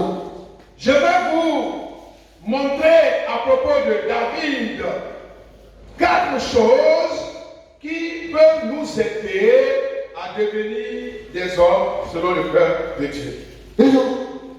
Ṣùgbọ́n David ọ̀hánà ẹnu awúrẹ́ àmẹ́nìkàwé tí wọ́n nà makoroni tí yàwó ẹ̀wọ̀ David pàwọ́ ẹ̀ lọ́wọ́ àmẹ́nìkàwé tí nà makoroni tí yàwó ẹ̀wọ̀ lónìí ẹ̀dá gbẹ̀tọ̀ ọ̀hún jìtọ̀. Ohun ìpamọ́ mẹ́rin kan wà tó kan Dávidi tí mo lè fi hàn yín èyí tó lè ràn wá lọ́wọ́ láti jẹ́ èèyàn bíi ọ̀kan ti Ọlọ́run. Wẹ́n ní ẹ̀dẹ̀ kọ̀ọ̀dé bá ká mi ẹ̀ka David ẹ̀hẹ́nà buwá lọ́nu yìí. Si les dirigeants, les autorités de l'Église ont voulu que les anciens, que vous êtes, et qu'on a établi dans les assemblées, vous devenez des anciens, des serviteurs, des hommes de Dieu, selon le cœur de Dieu. Voici 4 choses que je veux partager avec vous sur la vie de David qui peuvent nous servir d'expérience. Lóde ó dá nkọ́ńtà ẹ̀ẹ́dọ́ olóòtú nínú àmẹ́mẹ́ta tí ó lè ha apọ́sítẹ́ẹ̀tì tọ̀bẹ̀ yóò wá ní lè ha oṣù lè kálíkà ọtí wà sẹ́ni àyà pẹ̀tọ̀ màá ń tọ́ àtọ́bíọ́ màá ń zazán màá ń tọ́ àtọ́bíọ́ kéde lóde àwọn àyè kọ́ ojúmọ́ ẹnu àmẹ́nìkàwé ti kà David nínú àmàkọ́lọ́nì tí yàwó ẹ̀mọ́ nìyẹn yàgbé ṣùgbọ́n ẹ̀ máa ń jí lọ́wọ́ yìí. Bí àwọn olórí bá ń fẹ́ kí àwa gẹ́gẹ́ bí alàgbà tí a yàn lórí ìjọ kọ̀ọ̀kan láti jẹ́ ènìyàn bí ọ̀kan tí Ọlọ́run láti jẹ́ ẹni tí Ọlọ́run ní ẹ̀gbẹ́kẹ̀lé nínú rẹ̀ ohun mẹ́rin kan wà tí mo lè fi hàn wá tó kàn nípa ti Dávidi tẹ́ ò mọ̀ nípa rẹ̀ tí ó lè ràn wá lọ́wọ́. Ètò tọ́lù tó là kún ẹ̀rẹ́mẹ̀rọ̀ níbẹ̀ yẹ àlàkalẹ̀ nìyí mẹ́lẹ́ èyí máa sí mẹ́sẹ̀ máa sọ àtọ́lé múlẹ̀sì yìí mọ̀ ọ́ wàmìnàdí pé tọ́ta lè máa sí àmàdọ́ múlẹ̀tì ẹ̀ka David jama abẹ́lẹ́sì. Premièrement, ẹnu kọ́tọ̀. Àkọ́kọ́, nous voyons que David était un homme trouvé. Alléluia. ẹnu kọ́tọ̀ yìí kọ́mọ́ David méjì ògbọ́. Òjì ikú ẹ̀. òjì David ikú ẹ̀. ohun àkọ́kọ́ ni pé Dáfídì jẹ́ nìkan tí a ṣe àwárí rẹ̀ tí a rí. David mẹ́lẹ́ nípa wọn. Dieu lui-même a utilisé ce terme pour le décrire et a dit, j'ai trouvé David. yóò ti di ní ọjọ́ lẹ́yìn ìwé pọ̀jùmọ̀ ẹ̀mí o ọ̀tẹ̀ olówó ìdásẹ̀mọ́ David lè jí wà ló pọ̀ ẹ̀. Ìgbólóhùn tí a ń sọ yìí kì í ṣe pé àwa là ń sọ, Ọlọ́run fúnra rẹ̀ ló jẹ́rìí pé èmi rí ẹnìkan tí bí ọkàn mi. báwo ni sọ́dọ̀ ọ̀rọ̀ rẹ̀ ní mọ̀ David ẹ pàtàkì ìwé mọ̀ ẹ̀rọ mọ̀ David. Acte 13, 22. Acte 13 wọn àpọ́sẹ̀lẹ̀ kọ̀dọ̀ àwọn David tó kú. Iṣẹ́ àwọn àpọ̀sẹ́lẹ̀ orí rẹ̀ kẹtàlá ẹsẹ̀ ogúnléméjì. Alléluia. Praise the Lord. Alléluia. Je prie pour toi qui m'entends maintenant. ẹ o ti ní ìlú tó gbé àlálò. Mo gbàdúrà fún ìwọ tí ò ń tẹ́tí sí mi lọ́wọ́lọ́wọ́ báyìí. Que le Saint-Esprit te localise et que Dieu te trouve. pọ̀pọ̀ àkọlé tẹ̀sẹ̀ o mo mọ̀ ọ́nà àníwọlé pọ̀ làwọn.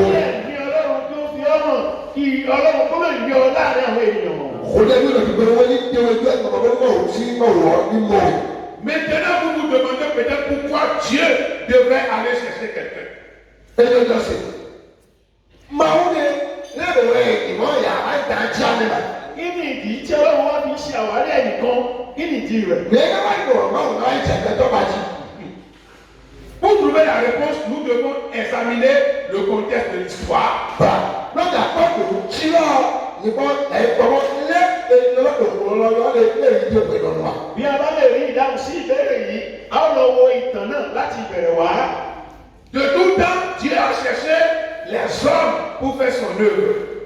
Wọ́wọ́wọ́ ẹ̀yẹ́ ọmọ òjì náà pè tọ́ òjì àwọn ẹ̀jọ́.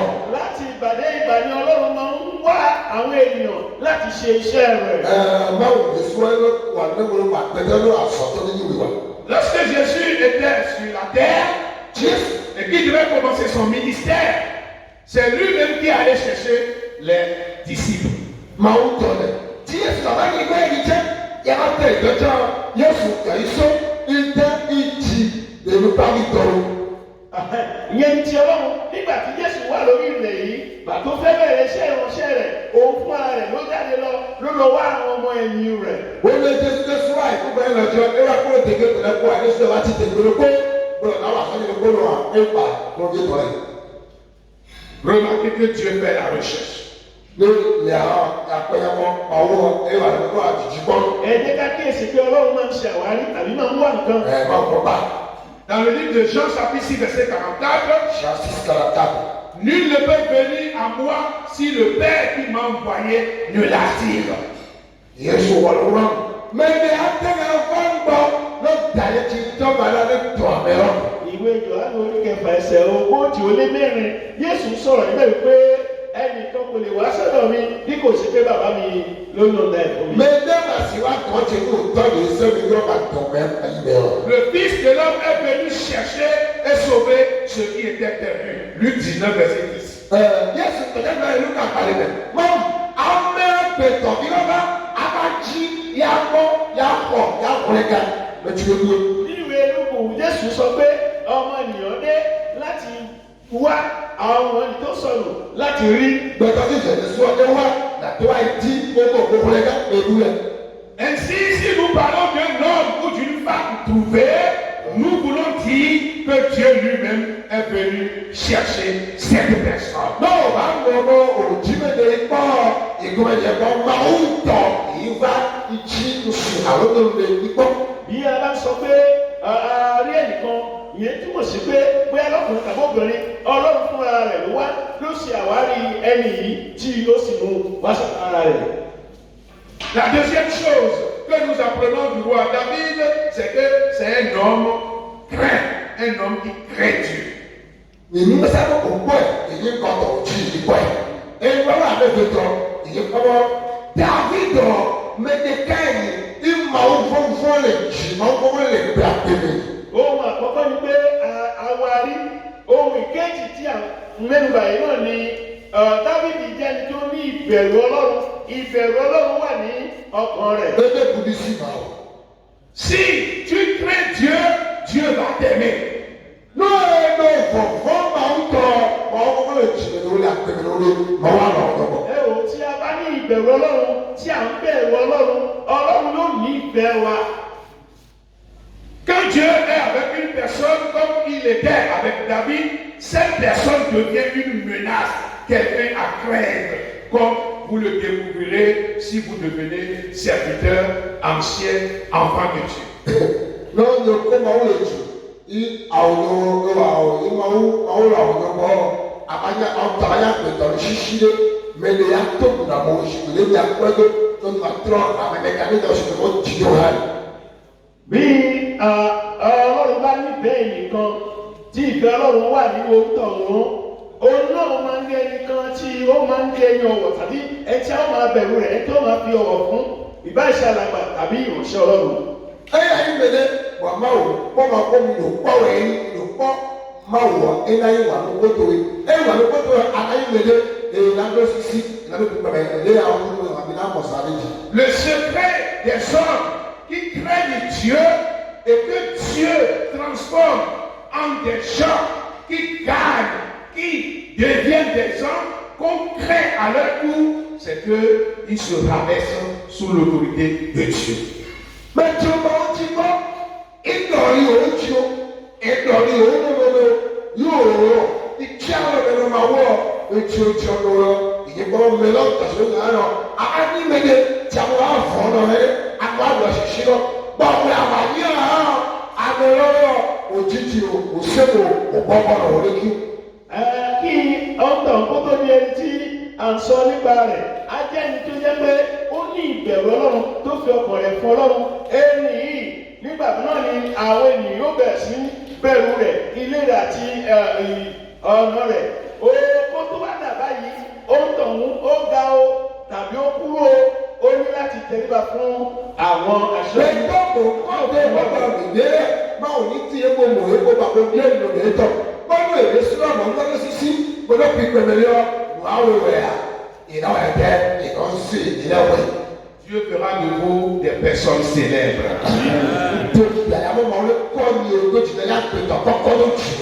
Mo gbàdúrà pé kí Ọlọ́run kó gbé ń ga kẹ́lẹ́ ní ìgbà. Báwo ni sí ní gbàgà? Troisièmement, ìkẹta rèé. David était un homme déchu, un pécheur.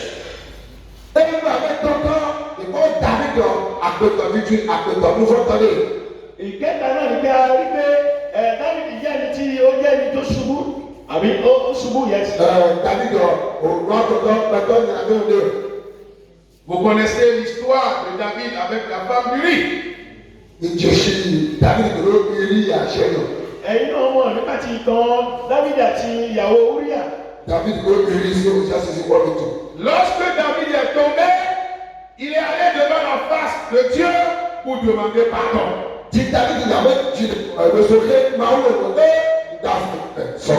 Nígbà tí Dáfídì mọ̀ pé òun ti ṣubú sínú ẹ̀ṣẹ̀, ó dìde, ó lọ bẹ̀bẹ̀ fún ìrònúpìwàdà. Vous voyez, il y a des hommes de Dieu, des serviteurs, lorsqu'ils tombent, ils gardent ça, ils n'arrivent pas à se confier et ils sont dedans et la gloire de Dieu quitte leur vie.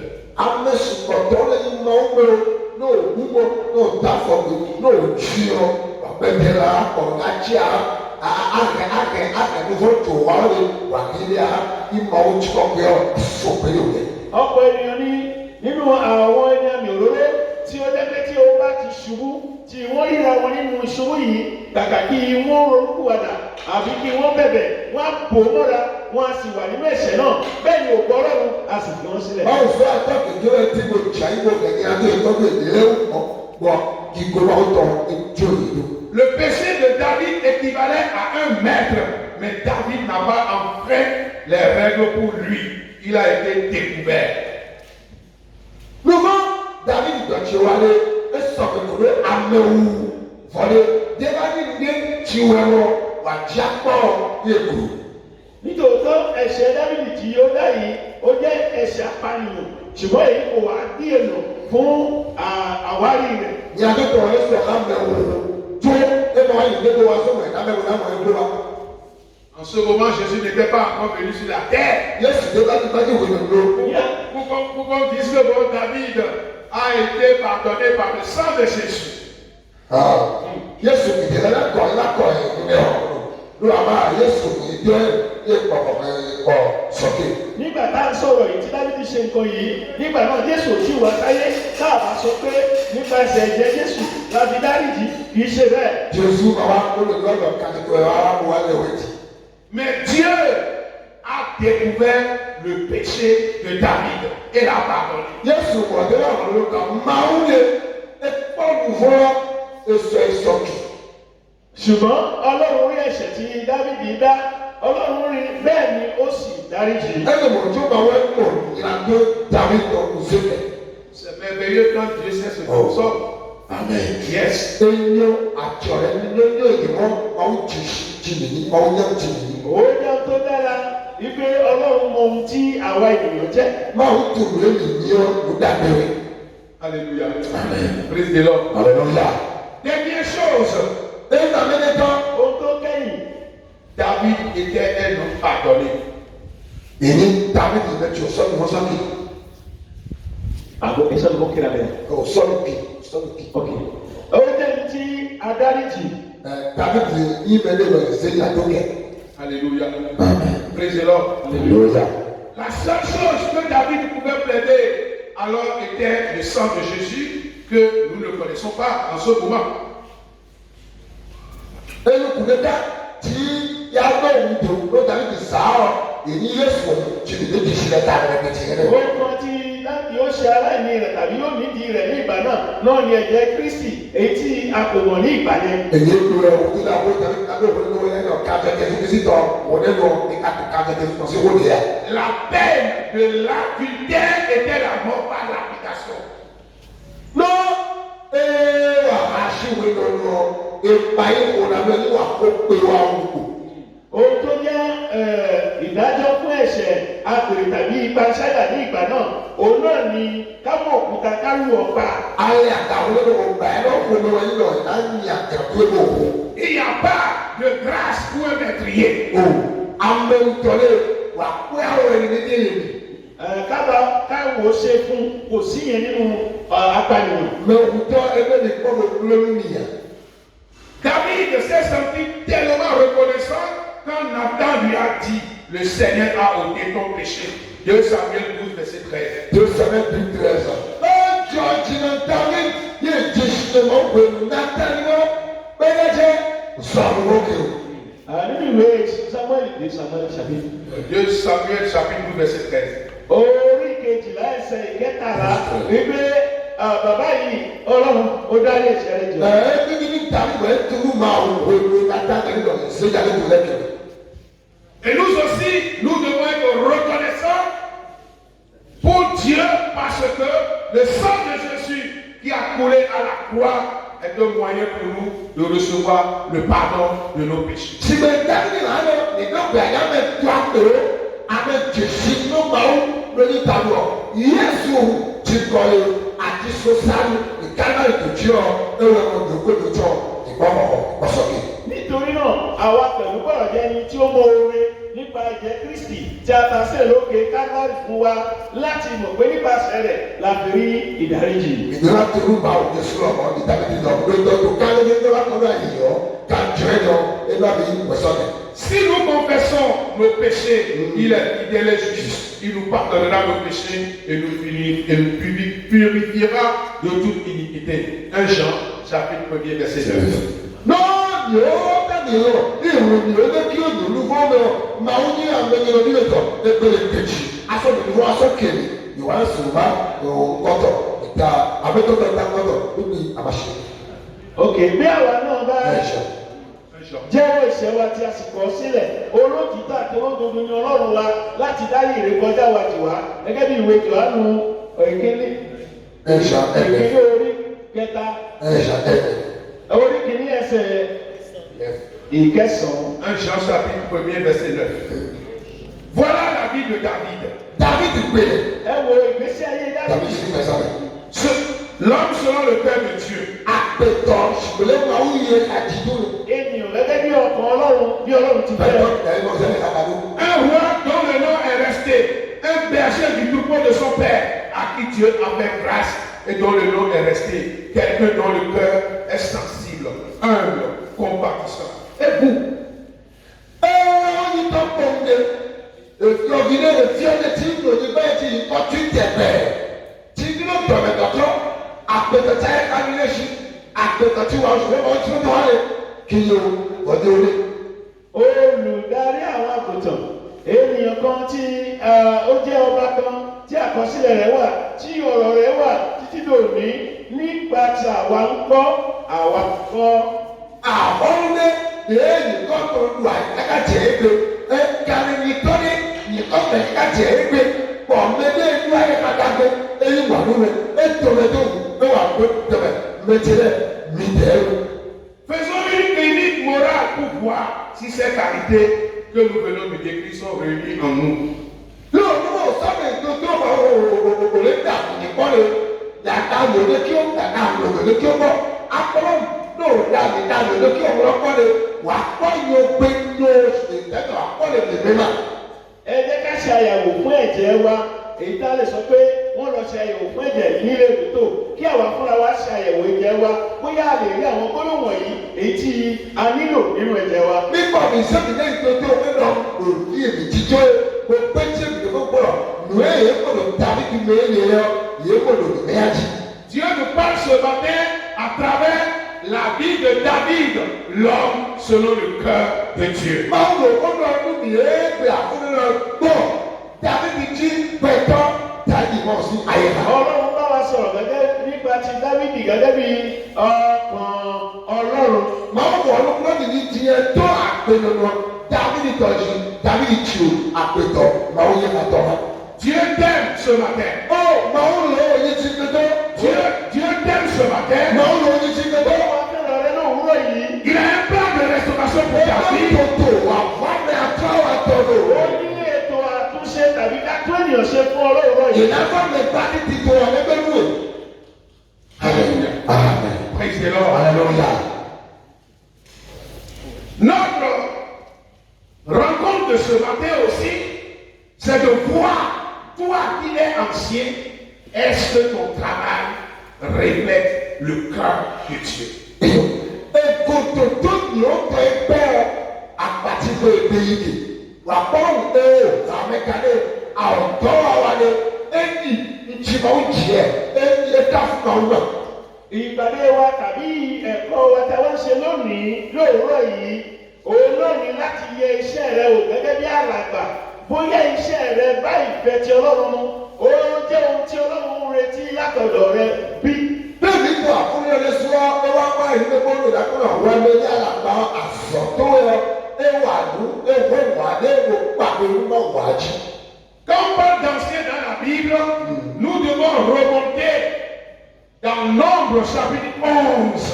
Nombre chapitre 11 à partir du verset 24. Lóòótọ́ àmẹ́gà lórí gbẹ́mẹ́lẹ́ ìdámọ̀lódò ìlọ́gbẹ̀ àdúrà yìí ní bàbá kọ́kọ́ rẹ̀ wọ́n sẹ̀wé máa mẹ́lẹ́tọ́ ìdá òyìnká. Bí a bá sọ nípa tí àwọn àgbàlagbà tàbá fẹ́ kíyèsí ẹ̀ dáadáa nínú Elúbẹ́rì orí rẹ̀ kọkànlá ẹsẹ̀ ogún wọlé mẹ́rin ibẹ̀ láti lọ kíyèsí rẹ̀. Àwọn àpàtì wọn ẹ̀tọ́ ní alẹ́ ló kọ́kọ́ wọn bẹ̀ dáadáa bó ṣe ti fi máa ń yẹ gbọ́ dáadọ́ òwúrọ̀kọ jíjẹ́ ìdábọ̀ fún orúkọ kan. Je lis à partir du verset 25, non, verset 24. Prenez vos Bibles, Nombre chapitre 11, Ẹgbẹ́ Bíbélì ní à partir du verset 24. ìwé Elúbẹ́rì orí kọkànlá ẹsẹ̀ ogún mẹ́rin. Nous allons voir comment les anciens ont été désignés, ont été choisis depuis l'Ancien Testament jusqu'à nos jours, comment cela s'est passé. Nombre 11, à partir du verset 24. Moïse sortit et rapporta au peuple les paroles de l'Éternel. Il assembla 70 hors des anciens du peuple et les plaça autour de la tente. L'Éternel descendit dans la nuée et parla à Moïse. Il prit de l'esprit qui était sur lui et le mit sur les 70 anciens. Et dès que l'esprit reposa sur eux, ils prophétisaient, mais ils ne continuaient plus. Il eut 2 hommes, l'un appelé Eldad et l'autre Médad, qui étaient restés dans le camp et sur lesquels l'esprit reposa, car ils étaient parmi les esprits, quoiqu'ils ne puissent pas aller à la tente. Et ils prophétisaient donc dans le camp aussi. Donc, la fonction d'ancien est ici une charge vue sous l'angle d'aide à Moïse qui conduisait le peuple de Dieu vers Canaan.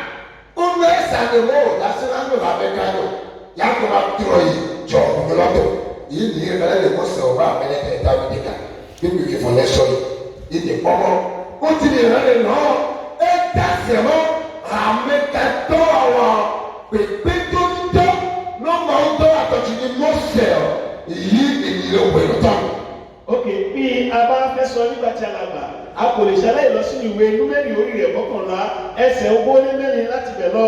Àkíyèsí pé a rí iṣẹ́ alàgbà níbẹ̀. Ohun tí ó túmọ̀ sí náà ni olùrànlọ́wọ́ fún Mósè ní ìgbà yẹn. Lẹ́yìn gbogbo ẹni náà, gbogbo ti ẹni kọ́ta tó wọ́n pé pé ìkàwé kó láìní ìdìbò ẹni ìfẹ́ràn. Ara gbà sí wọ́n ẹgbẹ̀ bíbélì rẹ̀ kó kẹ́ ẹ̀ sọ̀tẹ́ lóbi bíbélì mọ́ náà. Àsọ arọ́kọ́ tí a sọ̀rọ̀ ẹ̀yìn bọ̀ alàgbà ẹgbẹ̀ bíbélì mọ́ sọ àtọ́ Mósè ọ̀kẹ́.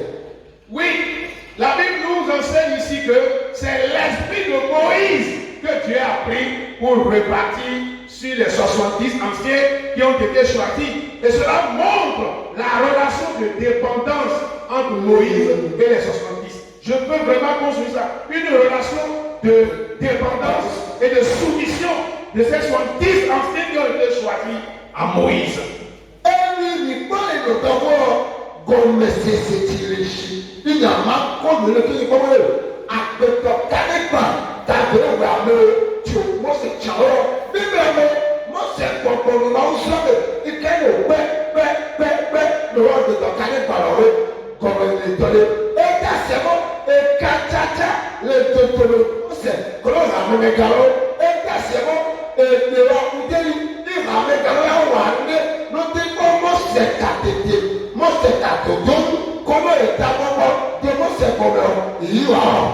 A rí nínú ìbí pé ènìyàn ọgọ́ta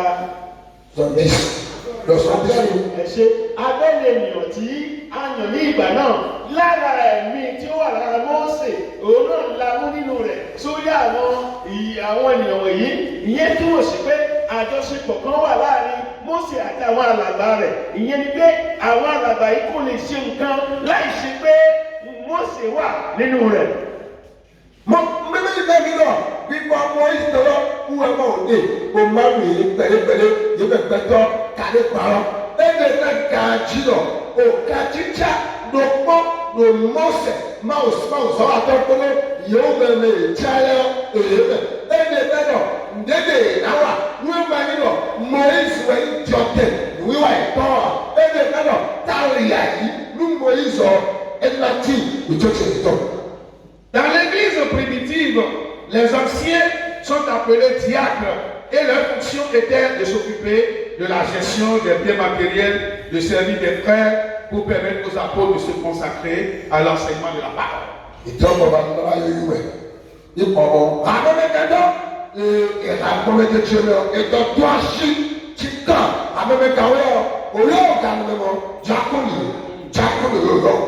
Alors, tu vois,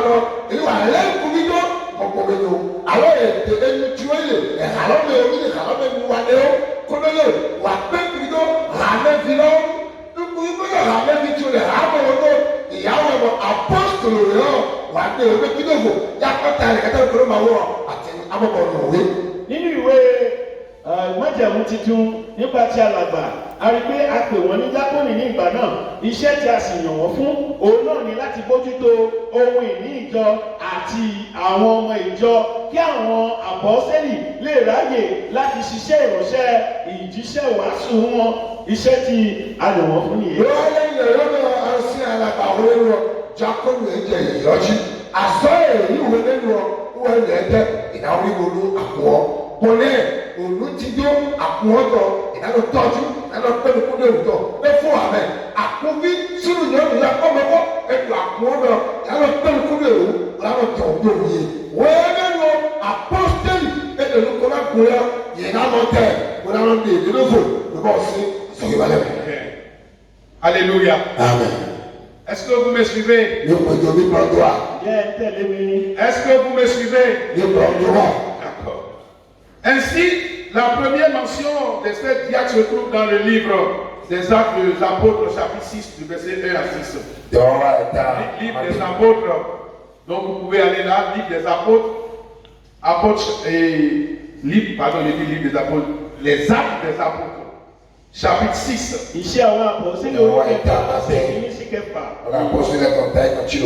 Chapitre 6, du verset 1er à 6.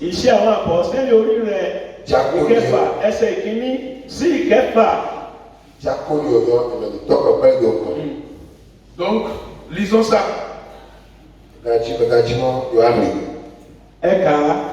En ce temps-là, le nombre des disciples augmentant, les hellénistes murmuraient contre les Hébreux parce que leur œuvre était négligée dans la distribution qui se faisait chaque jour. Les 12 convoquaient la multitude des disciples et dirent: il n'est pas convenable que nous laissions la parole de Dieu pour servir aux tables. C'est pourquoi, frères, choisissez parmi vous 7 hommes de qui l'on rend un bon témoignage, qui soit plein d'esprit et de sagesse, et que nous chargerons de cet emploi. Et nous continuerons à nous appliquer à la prière et au ministère de la parole. Cette proposition plut à toute l'assemblée. Ils élurent Étienne, homme plein de foi et d'esprit saint, Philippe, Procore, Nicanor, Timon, Panénas et Nicolas, prosélyte d'Antioche. Il est présenté aux apôtres qui, après avoir prié, leur ont posé les mains. Donc, qu'est-ce que nous pouvons retenir de cette lecture?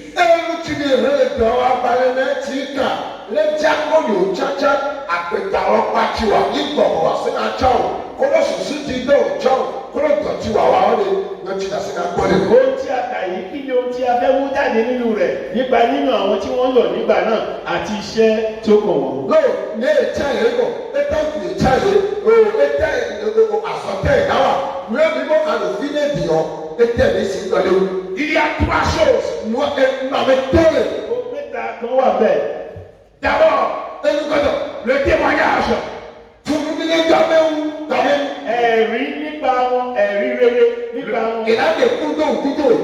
Ensuite, la présence du Saint-Esprit dans la vie de ceux-là qu'on doit choisir comme anciens.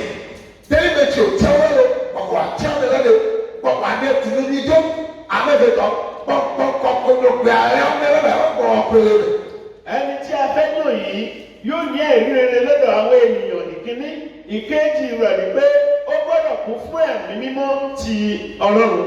Et la dernière chose, la sagesse.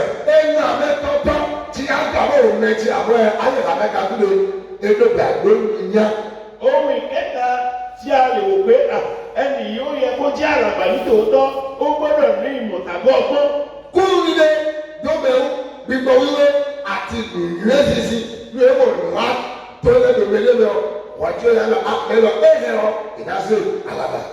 Et si nous voyons là, il n'y a pas de condition, il n'y a pas un statut qui est précisé dans l'église primitive pour le diacre ou bien pour l'ancien. C'est juste aider les apôtres, les accompagner, s'occuper du service des frères, organiser les choses, l'administration, pour que les apôtres, eux, à leur tour, puissent se consacrer à la parole, à l'enseignement et à l'évangélisation.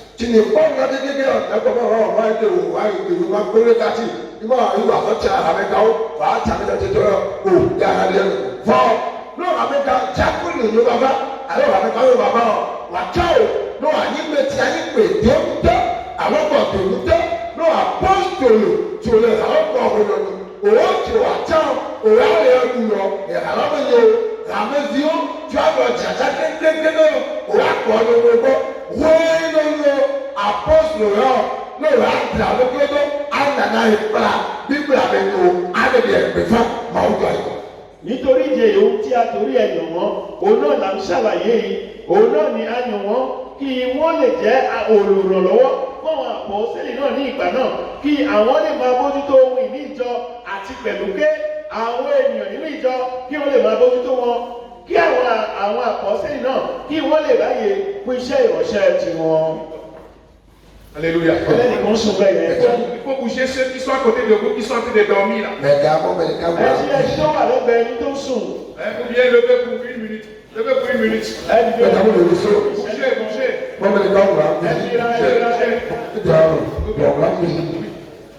Oui, en bas. Bougez. Ok. Asseyons-nous. Asseyons-nous.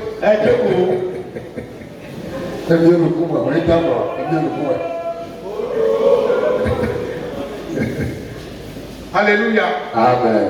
Praise the Lord. Alléluia. Le travail de l'ancien est un travail spirituel, volontaire et bénévole.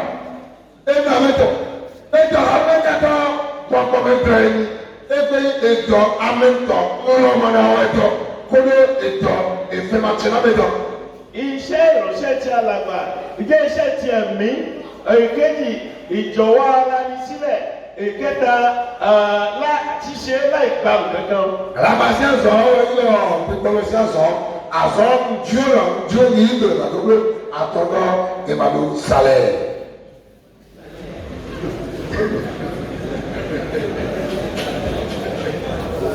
Alléluia. Alors, ces critères que je viens d'énumérer brièvement se retrouvent dans le livre de 1 Timothée, chapitre 3, versets 1 à 7, puis dans l'épître de Paul à Titre, chapitre 1, le verset 6 à 9.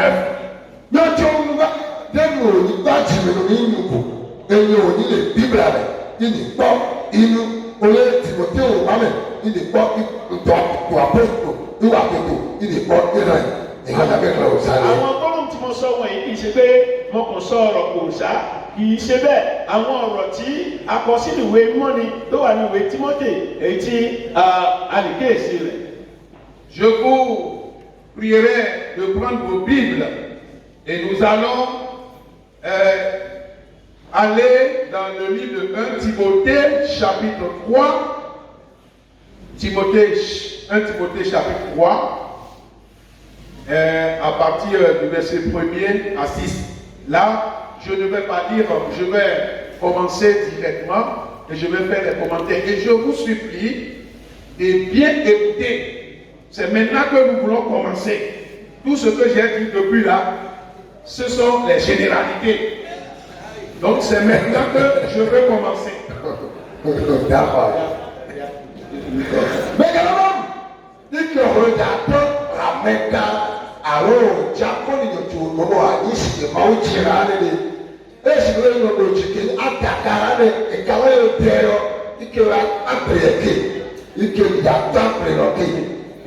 Wọ́n ní ọ̀rọ̀ táwọn ti ń bá bọ̀ látẹ̀yìnwá títí wá di sí ó dàbí ìfáàrà ọ̀rọ̀ àkọ́sọ ló jẹ́ nísìnyí la fẹ́ ṣẹ̀ṣẹ̀ bẹ̀rẹ̀ iṣẹ́ lórí iṣẹ́ èyí tó kàn alàgbà nísìnyí la fẹ́ wọnú rẹ̀. mi gbélé rẹ̀ àṣẹ́gbèjà rọ̀ mi wà sọ́rọ̀ tìrọ̀mẹ̀jà ti àsọ̀rọ̀ wájú tìrọ̀mẹ̀jà bẹ́ẹ̀. Ce qui se passe là, c'est que on vous a établi ancien. Mais avant de vous nommer à ces rôles, à ces fonctions, on ne vous a pas peut-être lire ou bien citer tout ça là. On a vu simplement en vous la paix de Dieu, le témoignage Et puis bon, on vous a dit, bon, venez, on va vous consacrer. Et puis on vous a nommé ancien. Souvent c'est comme ça se passe. Aujourd'hui là, ce pourquoi vous êtes ancien, on va dire ça. Et on va passer en revue critère par critère les charges qu'il y a dedans pour qu'en partant d'ici, le pouvoir, la puissance, l'honneur qu'il y a dans la fonction, on puisse les restaurer, pour les donner et vous partirez avec. Amen. Mais carrément, un petit job, il y a un léchissement, un léchissement, et population, nous avec un rayon. Dernier moment, on va te tuer, et pas de Dieu, pour pas tourner les alors à mettre les alliés avec un tout, on a l'homme avec un tout, on a changé, et faut m'avoir, et à nous, on se croit épais, tu vas le demander, you are not. Ya kpɔm lɔ akele wo bɛ edɔtsi ta amega lé awɛ to ní ta do awɛ yorùbá bi ní yóò lò tsi ní yàrá de ní òní amega nyɔna tsi lé mɛ sisi tsi lé mɛ kɔkɔ yi lé mɛ yàyà yi lé mɛ lé yorùbá nɔ tsi lé mɛ atra sɔ o asɔ dɔkuru àtɛ tsi lé mɛ yàtɔ ayà kɔkɔrɔ o.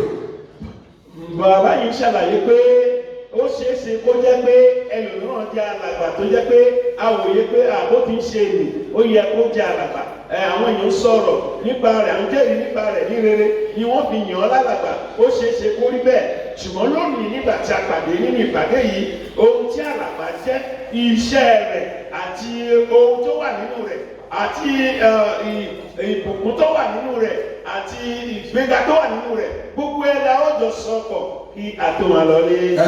Tí ó mi akẹ́gbẹ́ ọ̀rẹ́mẹ́jáwé àwọn ọ̀rẹ́mẹ́jáwé chili wọ́n lé mi náà wá tẹ̀ ẹ́ lọ́mọ ọ̀ ìdẹ̀kúndó ta ó kẹ́ ìdókòwò tẹ́wé yẹ̀wò wúlò mi ó mẹ́lẹ́tì yẹ̀wò wọ̀lọ̀ ẹtìlì ẹ̀dọ́ mìísí ẹ̀dọ́ kú mi lé mìísí àwọn sí ẹ̀wọ̀ oníwà àdìtọ́wọ́ wọn àmì ìgbé wọ̀ àmọ́ ìgbé ọ ìyànà gbọ́ wọn á kẹ́gbẹ́ o mẹ́nu wọ̀nyí àṣẹ ọ mẹ́ àsọtẹ́ náà wà ní náà wà sọ́ọ̀mọ̀ wẹ́ẹ́rẹ́ nu ọ tòun yéé susu ẹ̀dẹ́gbẹ́ ọ ìdàgbọ̀ ìpípẹ́ òzé ìpípẹ́ mọ̀. La parole dit cette parole est certaine. Moi j'aime ça. Cette parole est quoi? Certaine.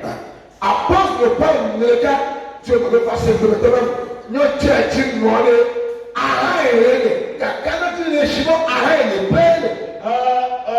Apostoli Paul sọ̀rọ̀ kan ó ní ọ̀rọ̀ yìí bó ṣe rí nìyẹn ọ̀rọ̀ yẹn kò sí yẹ̀wò mẹ́ bó ṣe rí gan-an. Wọ́n lọ mọ̀ọ́lẹ̀ ẹ̀lò mọ̀. Peut-être que quand on va énumérer les critères, on va les développer.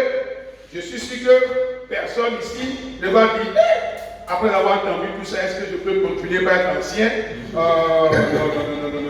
Mais je prie pour que, ensemble, quand nous allons traverser tous les critères, tu sois fortifié pour continuer. Amen. Mais quand même, il y a un moment où on tue, il y a pas de retour, mais il y a un ara yóò lè ní nàdàṣì àbẹ̀kadà sẹ́yìn nàdàṣì àtúnyẹ̀ àbẹ̀bí yẹ̀yẹ̀ àbẹ̀ ìjọba wà ọ́ fọ̀ yẹ tó bẹ̀ àwọn náà yóò lọ tù ìtọ́ yóò lọ jẹ́ ọ mà wà tó sẹ́yìn yóò ráyè tó ìjọba bẹ̀.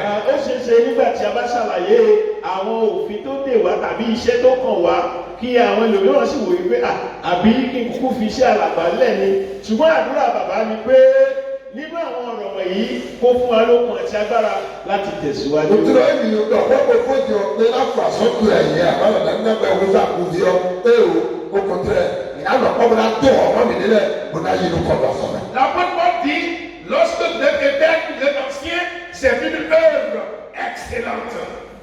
Bọ́sùn pọ́nmọ́ wà ní kábítọ́ àwọn àmẹ́gá ó dání ẹ̀dọ̀ tí kẹ́ Bí a bá pè ọ́ ní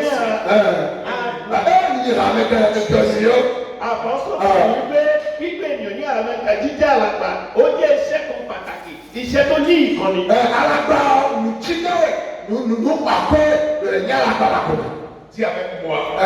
Non, Non, je suis. il y a que de tigre. Je suis excellent. Il y a que de tigre. Non, il peut y avoir je suis excellent. Il y a que de tigre. Il y a que de tigre. Amen. Alléluia. Amen. Écoutez. Listen. D'accord. Première chose. Et nous, quand Ohun l'ancien doit être irréprochable. Amẹ́ká ní àpèjọ́jọ́ dàtí akọ̀ǹgàrà pè é ní. Ó àgbàlá jẹ́ ẹni aláìlábàwọ́n kò ní sí àbùkù kan lára rẹ̀. Ẹ̀dá mọ̀ nílé òkúta òkúta ló pè ní rẹ̀. Mari d'une seule femme, sobre, modéré, réglé dans sa conduite, hospitalier, propre à l'enseignement. Je suis au verset 2. Amẹ́ká ní òtún akọ̀ǹgàrà yẹn wọ̀ ẹ̀yọ́ wà ayájọ́ akọ̀ akára gbègbè ẹnu rẹ̀ òtún akọ̀ǹgàrà gbẹ̀lú. Eyọ̀wé mẹ́lẹ̀ká yìí yáàni yẹnu tùdẹ́ká pa ìyá rẹ̀ sí. Mẹ́lẹ̀ká yìí yà sọ̀gbẹ̀ yà lọ tẹ̀rẹ̀. Mẹ́lẹ̀ká yìí yìí lè sọ̀sọ̀ ìtọ̀ ìlú àdọ́dọ̀ ìtọ̀ àtẹ̀kọ́ yà wà ní yà wà lọ́dọ̀ tọ́kù.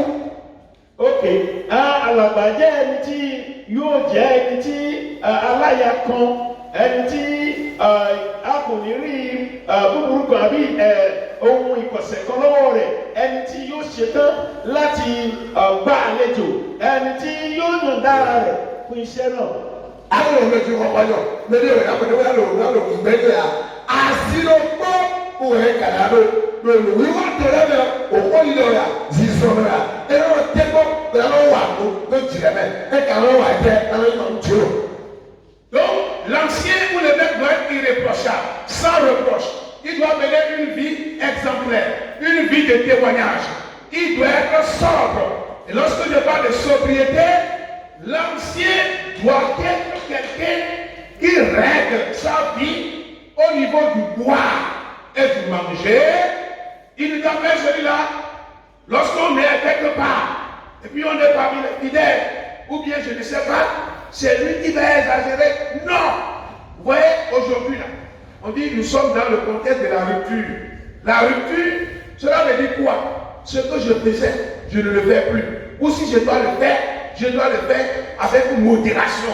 Donc quand il dit sobriété là, comprenez que c'est par rapport à boire et à manger. L'ancien doit être sobre. C'est-à-dire régler sa vie, sa consommation au niveau du boire et du manger. Alléluia. Notre même ça, il dit mais quand même le traité, qu'il va faire le cas du coup, tu le vois que mon sobriété, on a que ta somme, et il y a un attaque, on a que ta somme, il y a pas mal.